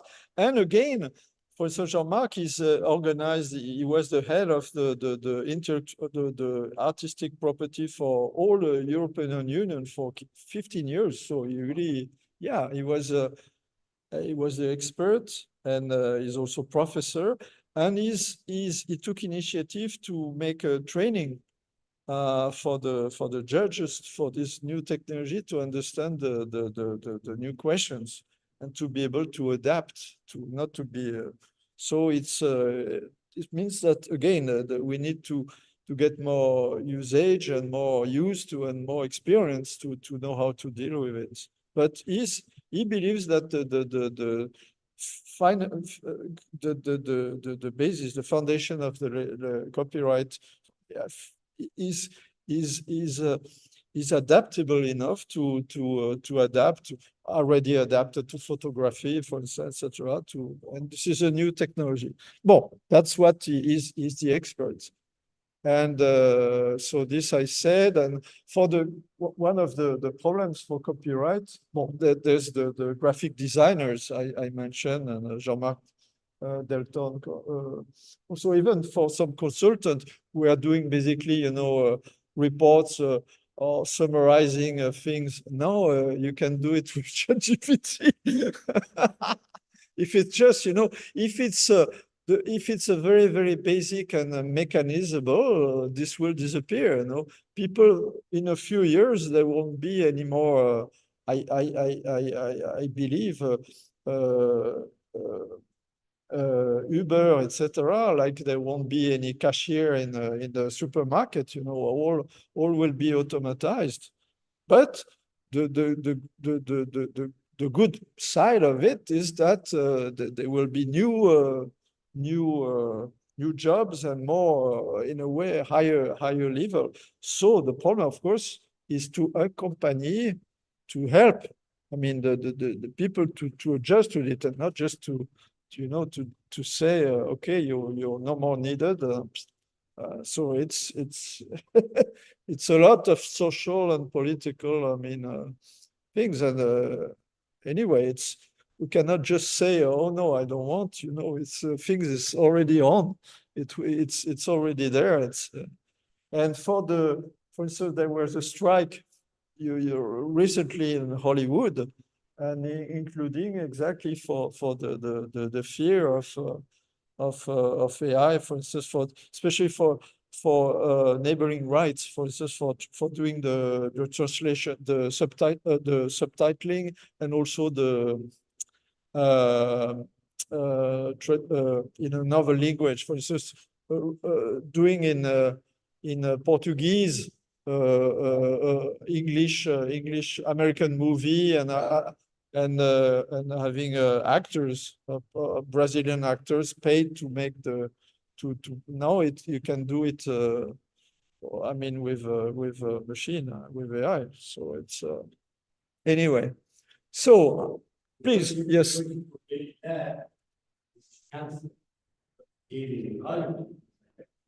not allowed to use. Yeah, exactly, because yes, exactly, and actually the strike, they won on that respect, exactly. Yeah. They won exactly. So the movement exactly to try to so yeah, it's part of the adjustment of the system, right? And so yeah, to conclude, and I'm almost on time. So AI is a disruptor. It's not the first one, but maybe it's one of the more challenging one, even more than agriculture and machines. Steam machines, and because it gets to more fundamental and more everywhere. It touches everything, and also it touches the very nature of humanship. For instance, when it starts to compete with creation, etc., we thought that we had some reserved domain, where the machines will not compete with us. And now it's like the progress of science, our domain, our reserved domain, is getting smaller and smaller. As I said, AI is polymorphic, so it's not just deep learning and neural networks. A lot of stuff, impressive results. One of the things is that these techniques based on learning, ChatGPT, etc., they are based on the learning a style, actually, distribution from many examples. So you need a lot of examples. So, but there are some situations where you don't have many examples. So then this kind of technique doesn't work very, very well, even if there are some technique work with only a few examples. But and also it's basically you learn from artifacts. It's not a modeling of the creation process, which is still unknown, actually. Well, the authorship and the copyrights are revisited, but as Jean-Marc Deltorne, specialist, says, the foundation, the jurisprudence needs to evolve, but the foundation actually is still business, almost business as usual. We need to, and it's our interest to keep human within the loop, and not just, otherwise it's no more interesting for us. Of course, education and usage, learning usage is fundamental as always. And I believe that, again, this integration, which is in the running of, for instance, ChatGPT, robots, and etc., will create new things interesting I guess in a relatively short time. But of course, I'm not a futurologist. You know, there are some prediction they made in 10 years later, things don't work, and suddenly there's some disruption, like ChatGPT. It's really amazing. So we need to, and of course, the issues of explicability, ethics, and so. Thank you for your. I try to wrap up. I'm on right exactly on time, 6 o'clock. Thanks a lot. Thanks for the audience here, and please, more questions, or including from I will check also. So please, I will just check while you think. I will just check in the. Sorry. Yes. If there's. Yes. I will check also on the. I will check. There's no on YouTube. There's no question on you and on Zoom. Okay. So I'm going back to Zoom. Where is Zoom? What happened with my Zoom?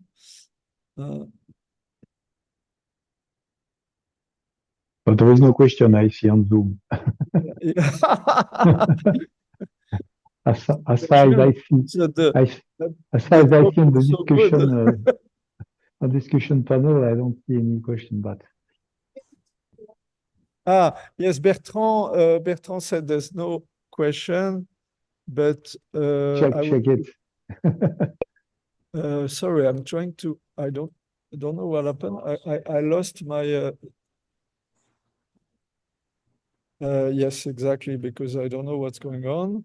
So Bertrand, hi Bertrand. Yes. No, it was very interesting, and for me, I have an interesting point is the one you mentioned when you speak about what it means for a musician to use AI.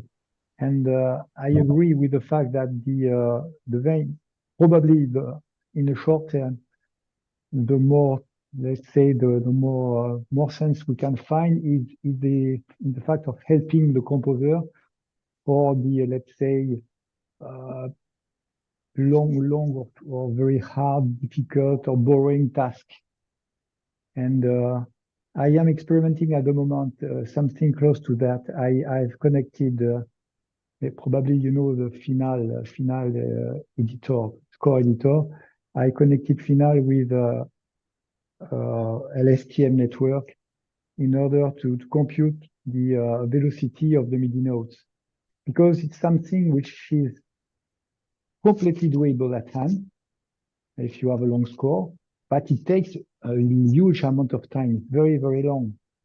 And yeah, it's very tedious. Yes, very.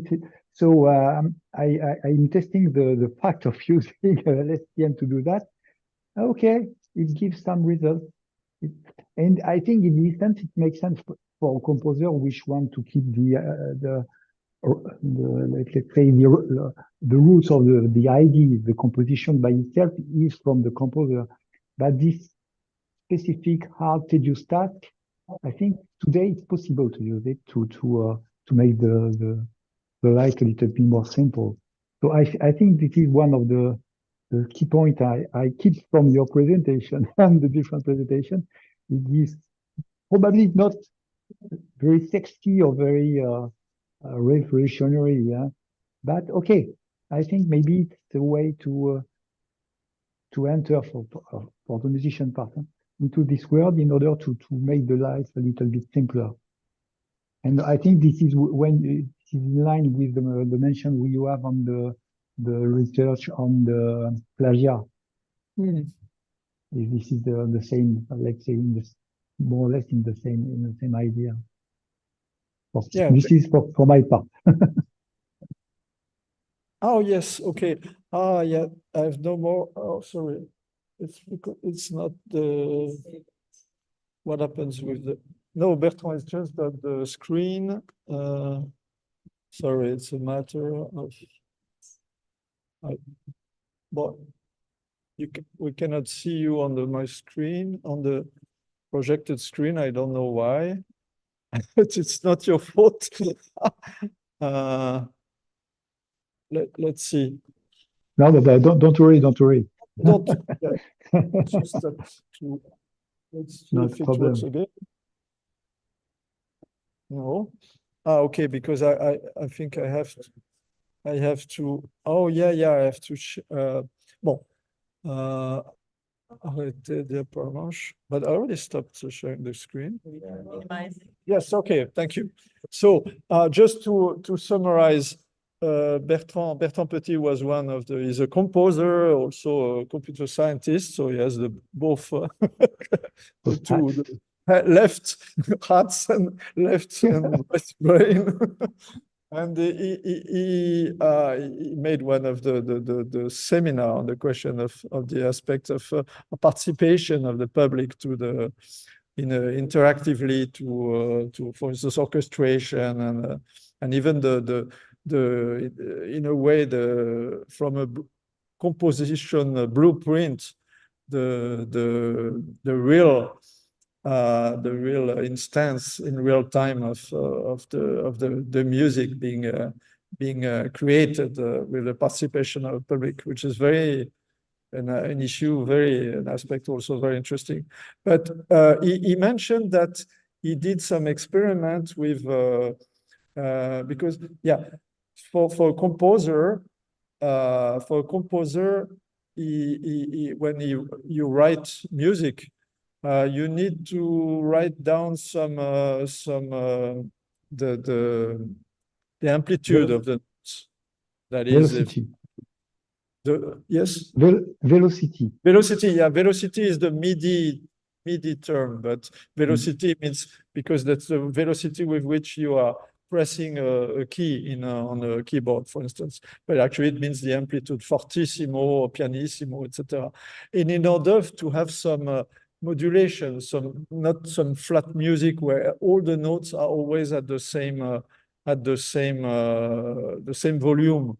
So it's kind of not boring, but it's good. You have to have sometimes the sound is getting bigger and the volume is going, and some notes are, etc. And the point is that this, for the composer, if I understand you well, Bertrand, it's very tedious because it's a kind of boring. You need in a way to put either randomly or at least with some principle, some notes on the score, or this note is a little bit higher volume. So for almost every note, which is and if you want to transform it in a MIDI used by synthesizer or all the systems, electronic systems, so you need to and again not to have a flat volume all the time. I mean, always the same. So it's very boring process. And Bertrand experimented using exactly deep learning to automatically from experience gained by many tunes, many songs which have a meaningful evolution of the volume, to have some kind of automatic adjustment of the volume of a new piece he wrote, rather than doing it by hand. And he said that I'm just rephrasing because I'm not sure that everybody understood because of the sound. Yeah, right. So the idea is that this kind of task is boring. It's not very high level and you don't need to be a genius to do this, but it's important to do it. So this could be exactly delegated to AI, to a machine for doing for you. And you again, you focus on the more, what you feel, the more the core aspect of the composition. And in a way, if I go further and I continue like a continuator, the future would be maybe not like complete systems, although Flow Composer that I showed a little bit is a great prototype system, but lots of little tools. For instance, the one exactly for adjusting automatically the volume, one for doing this, the one for I don't know, doing some completion, etc. And not all of them necessary in a huge, enormous system. Then people would get. It's a bit like a guitarist, you know. He has many little pedals, one for reverb, one for echo, one for octave, etc., one for wah-wah, etc. And he selects which ones he wants when. And so rather than a huge system, so maybe it's the future to have more kind of specialized and more agile and more simpler, even if and using less or more complex technique, AI technique behind. What's important is the intention. What's the function? Yeah, I agree with you, and I thank you for the nice comments. So more comments. Jean-Pierre. First of all, thanks for this lecture summarizing the entire seminar. It was very important. When you talked about ChatGPT, just a quick note on that. This year I wrote 2 pieces using ChatGPT. The second one, I was very surprised to perceive that it could learn some operations like transposition, inversion, retrograde, rotation. And I did this on the prompt.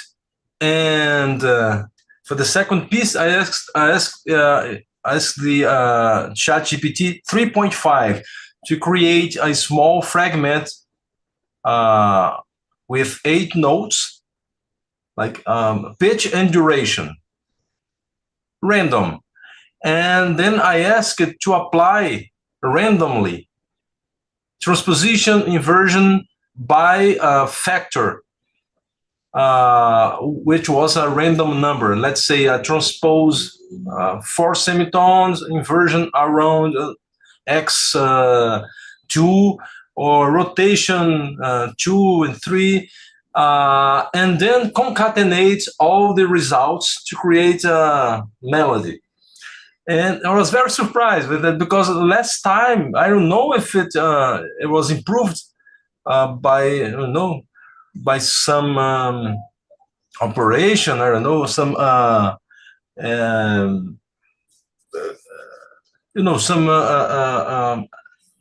actualization, but it was very interesting, the result. It was a piece for cello solo. It will be performed now in California, January or February, in the Villa-Lobos festival. It was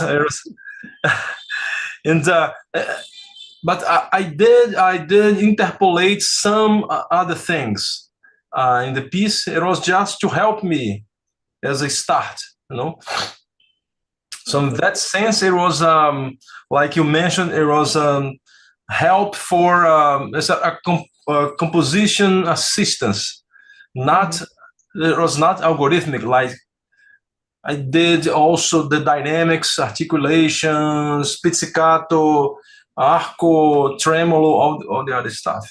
But yeah, it was. yeah, please send me send us the results. Would be, but it's very interesting and very impressive, and a bit echoes what Carlos, one of his comment on when I showed the ChatGPT with the Wayne Shorter, like he said that it's like he understood exactly the principles of harmony somehow, when it's just, I guess it's just emerging from this what is learned at the level of the just a pure language. And here is the same. It looks like it's like I know that some in ChatGPT you can do some kind of simple calculation. I mean, arithmetics, exactly, because again, ChatGPT has no inner engine for arithmetics, but just through this amount of text, it can induce actually this, and it looks like it could also induce and not understand, but manipulate and use this operation of inversion of etc. So fantastic. And as we said before, the future, I'm not expert in the future of ChatGPT, but the 4.0 or and I heard, but I didn't try yet, but there are some, or Bard, I think, is connected to internet, and there are some who exactly also have some modules for arithmetics, modules for planification or whatever. And then, so they will not just induce, in a way, emerge this ability for planification, etc., decomposition, transformation, as you exemplified, but it will have it already has in some systems, prototype system, these kind of extra engines for this. So it's amazing that everything is going just from plain, very first level statistics of occurrence of words, of letters. It's amazing. Last week we've tried with Bard, my research group, and we found out that you can upload a picture in Bard. So we have uploaded a score, a music score, and we ask how many A flats in this score. Then the answer was wrong by some numbers, and then we complained, and it said, "Okay, I'm still learning how to read scores."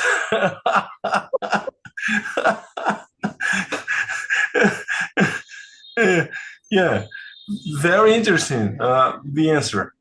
It was very funny. Everybody laughs. I imagine. Yeah. And the dialogue part of ChatGPT is based on another technology, which is reinforcement learning, where you have human experts which evaluate actually the possible. But just to explain. But again, it's fascinating. Yeah. And so normally it won't be able, if it's because it's not learning from its own it's just learning a little bit, through the reinforcement learning. So maybe it will learn a little bit to do it better with the number of A flats or whatever. Not from the learning from the text from the web, but from the interaction. So it could be interesting. So your group do it several times, and to see if there is some progress. If it's this would be very useful for analysis. Let's say you can find the centricity of a piece by, for example, the amount of occurrences of a specific pitch there. This would help us very quickly, because you can do this using Music 21. You can have a MIDI and ask the same question, but if you can do it with on the fly, quickly, Yeah, it yeah. would be very useful. Well, thank you a lot for this sharing with us this experience. It's very interesting. Really, we still need to to experiment and to discover not just the limits, but also the power. And it's very impressive. Yeah. Thanks a lot, Lidwino, and for your participation. And I really recommend everybody to listen to again or his a seminar on the various way of composing melodies, because it's very pedagogical and very interesting to see there are methods. They are not just you know a genius is not just well, there are some, for instance, Mozart, where he would he would just wake up and write down all the the music for all the instruments, but usually it's not it's not the way the real the more normal human beings compose. They use methods and tools, and we have more and more tools. Yes, thanks a lot. Thank you, thank you. Thank you, Lidwino. And please, yes, please.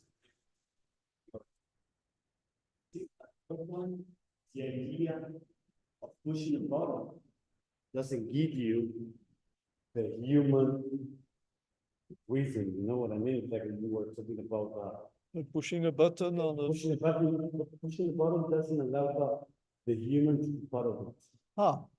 Because if you are the one with the input and everything there as he gives, why is not the owner of that process? You know what I mean? Yeah, the fact is, yeah, push. If you just push a button, it's like, if I switch on the computer or etc. Yeah, but again, I go back to the slides. Just sorry, just to show the. Okay. Yes. What's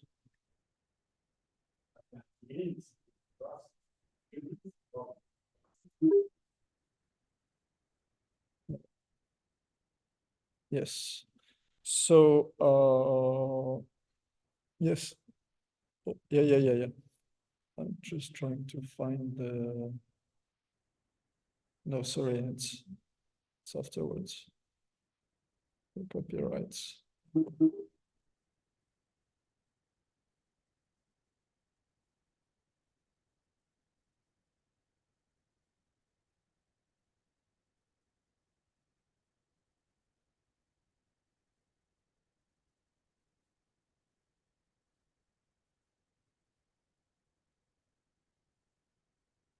Oh, I don't know where.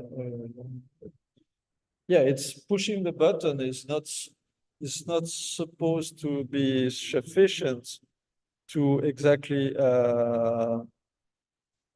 to show that you have creative choices.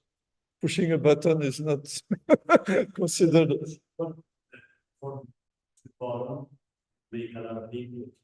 If you have two buttons, then you have. If there's only one button.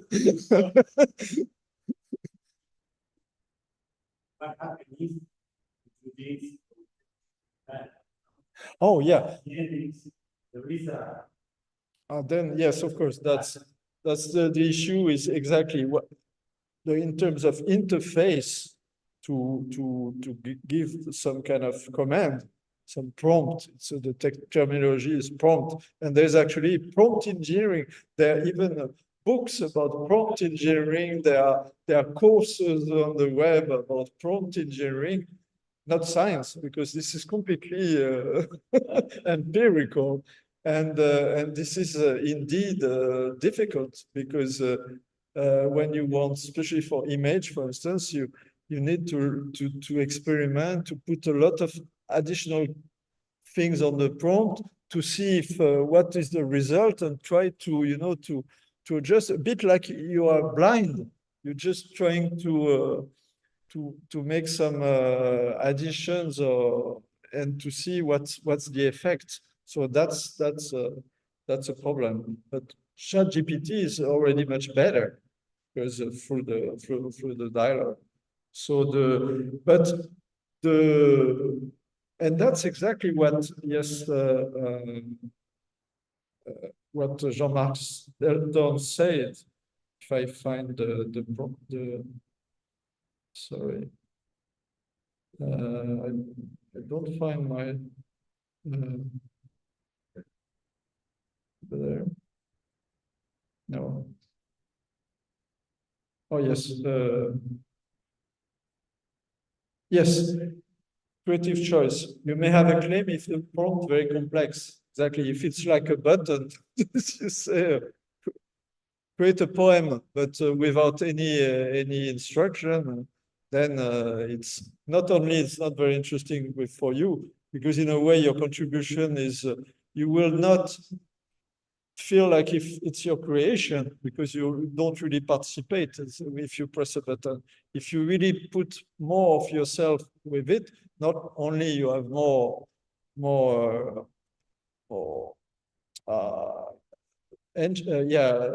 arguments to make a claim for copyright, but also it's more interesting because you more participate in the you can say the result. I really participated in it, and not just. So it's of course. So it's really putting again, and yeah, and what's our motivation to make art? That's also the basic question.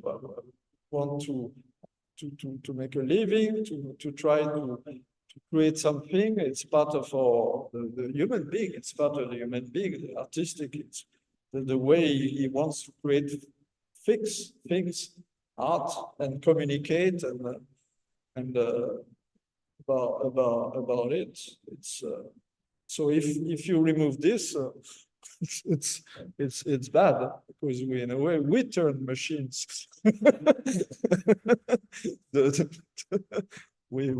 Our condition is going down. I don't know if I answered more.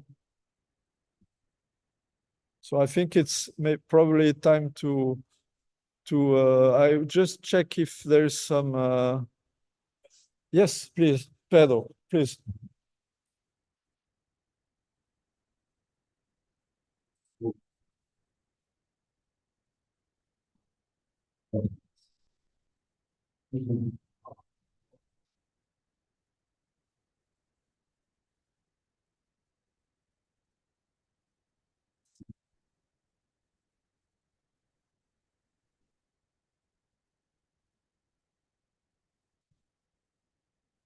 Sorry.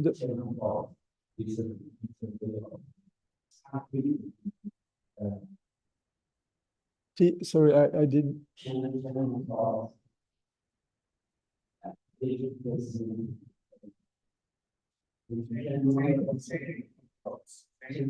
Chain of dots. Okay.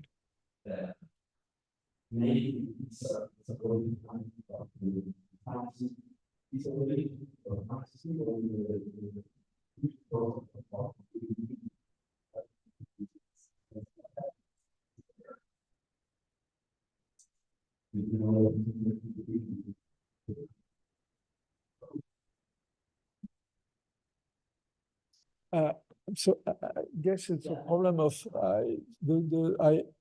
can you just maybe without the microphone I will understand better. Some research right now we're trying to use this concept, which is chain of thoughts. For instance, in a LLM, in a model, in a large language model. Maybe it's a way. Chain of thoughts. Chain of thoughts. Yeah. I don't know yet. Maybe it's a way that can be used to simulate the reasoning behind the process of creativity of a human being. Wow. they are trying to use using large language models. I see. I'm not aware of this. There are so many things arriving. So Pedro is saying that there's some work about chain of thoughts. So I don't know. And implementing it within the LLMs, the large language models, which are the basis of ChatGPT, in order to emulate some kind of reasoning. So I think that there are also two, well, I cannot really answer because I don't know what is chain of thoughts. What's for sure is that lots of researchers are trying many things. There are the integrators, for instance, for ChatGPT and robots, etc. And there are the people more like, for instance, Joshua Bengio is one of the who wants to stay with not adding layers and combining symbolic AI resolution, etc., but wants a bit like you say, if I understand well, that is from the basic mechanism of learning correlations, statistical correlations through the neural network machine learning, trying to go upper. For instance, I remember one talk by Joshua Bengio saying that the concept and the technique of attention. Actually, you have various kinds of attention. You have self-attention, which is used in ChatGPT, for instance, which is basically correlating the tokens, a part of the sentence on the whole sequence, actually, and but you have also different, and saying attention for him was in a way the starting of symbolic, going from numerical to symbolic, because it's a way to quote, actually, to identify, to give some ID in a way, to focus on some element and to manipulate it as it is. So I think, we are impressed, and Liduino showed just another example of impressive results with still only this basic, again, based on the statistical statistics, actually, and basically layers, but in huge amount of layers of on the logistic what's the name? Regression. Logistic, yes, thank you. Logistic regression, which are mechanisms very simple, but at the level of the model, at the level of the amount of text, we see emerging properties which are already very interesting. And I still believe that, for instance, to make real reasoning and for AI to be able to identify causes and consequences, for instance, just correlation, you cannot do it. You need to be able to reason, to do some counterfactual reasoning. And for this, you need to add other kinds of resolution engines. So I don't think everything will just, at some point, there's the glass ceiling. I mean, that we are getting impressive results, but there are some fundamental limitations because of when using only this kind of neural network. That's my belief. That, okay. Final thought that is going to be the same thing that you have. I have in one meeting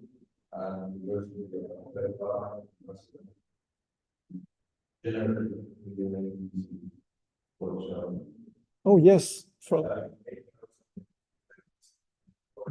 And after the second final numbers, the computer and our better tools. That we're going to see the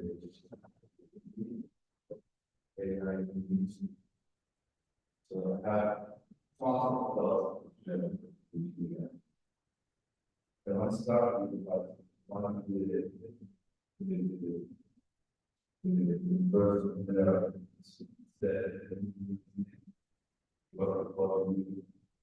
said that AI not be waiting for preparing the activities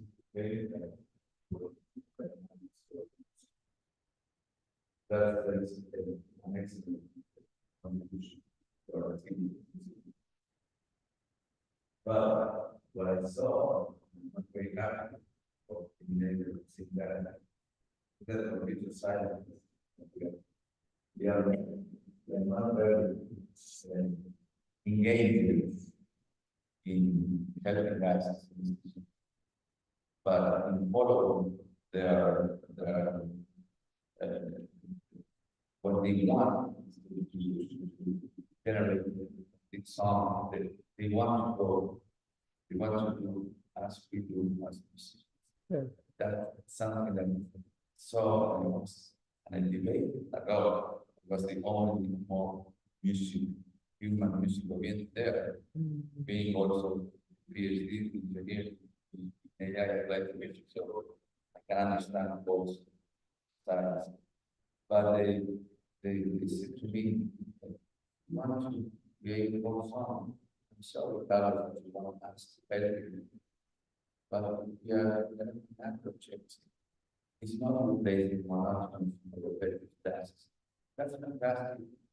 But we are working for creating a whole song, sending them to TikTok to big companies. And you are a nice guy. We want to follow on that objective. We are doing the conversation was midnight and collab. So it was real stuff. It was running people who said the truth. Okay. It was saying the truth. And I said, man, I cannot tell you nothing for you. The next guy, engineer, and you want to follow your objectives that are different from mine.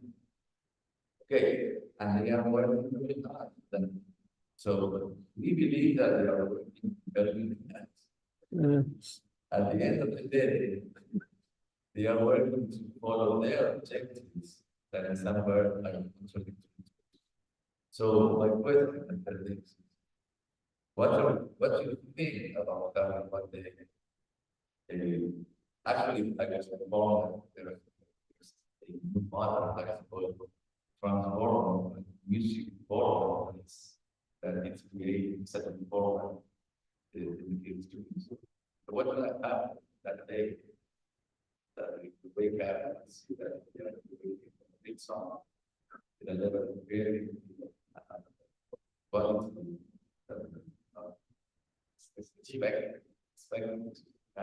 So I'm quite impressive, and I want to share it with you, and I was going to share it with you after the conversation. Can share it with all of us, or all of us, that I was going to add. So that's my question.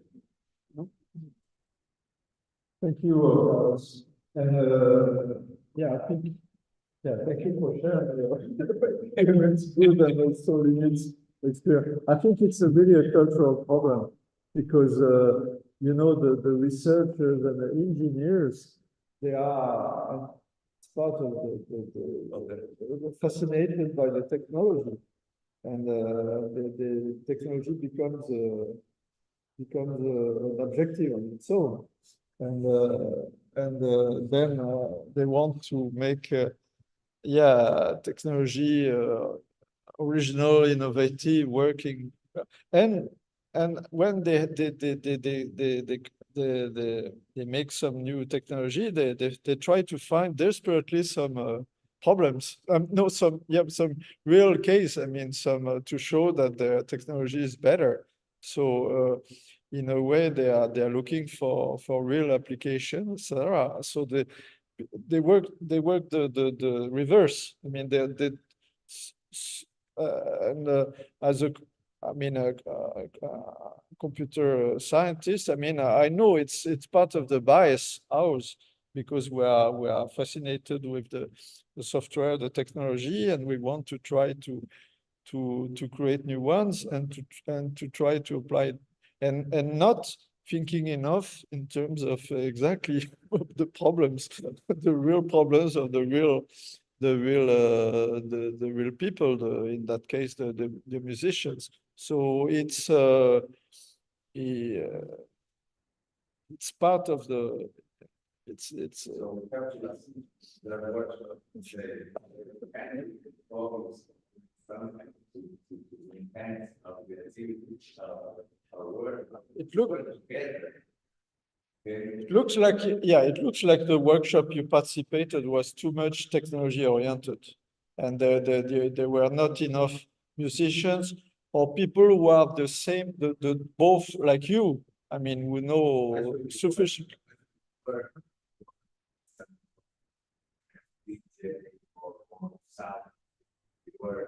They were joining the musicians and that was the decision. But the musicians were in some way, we were all trying to do something to enhance our experience. But if you talk to the CS guys, they were. So there's something that is already is not blended the way it should be, for not surprising, for not having that surprise one day when we wake. Martin, you said that we are nerds. Like most of computer scientists. Martha has this experience because you had a project together between computer science, AI, etc., and the domain of her to help to try to help at management of environment, of biodiversity conservation, social inclusion, and to make it participatory and grounded with good technical solution. And it took us a lot of years, I mean, to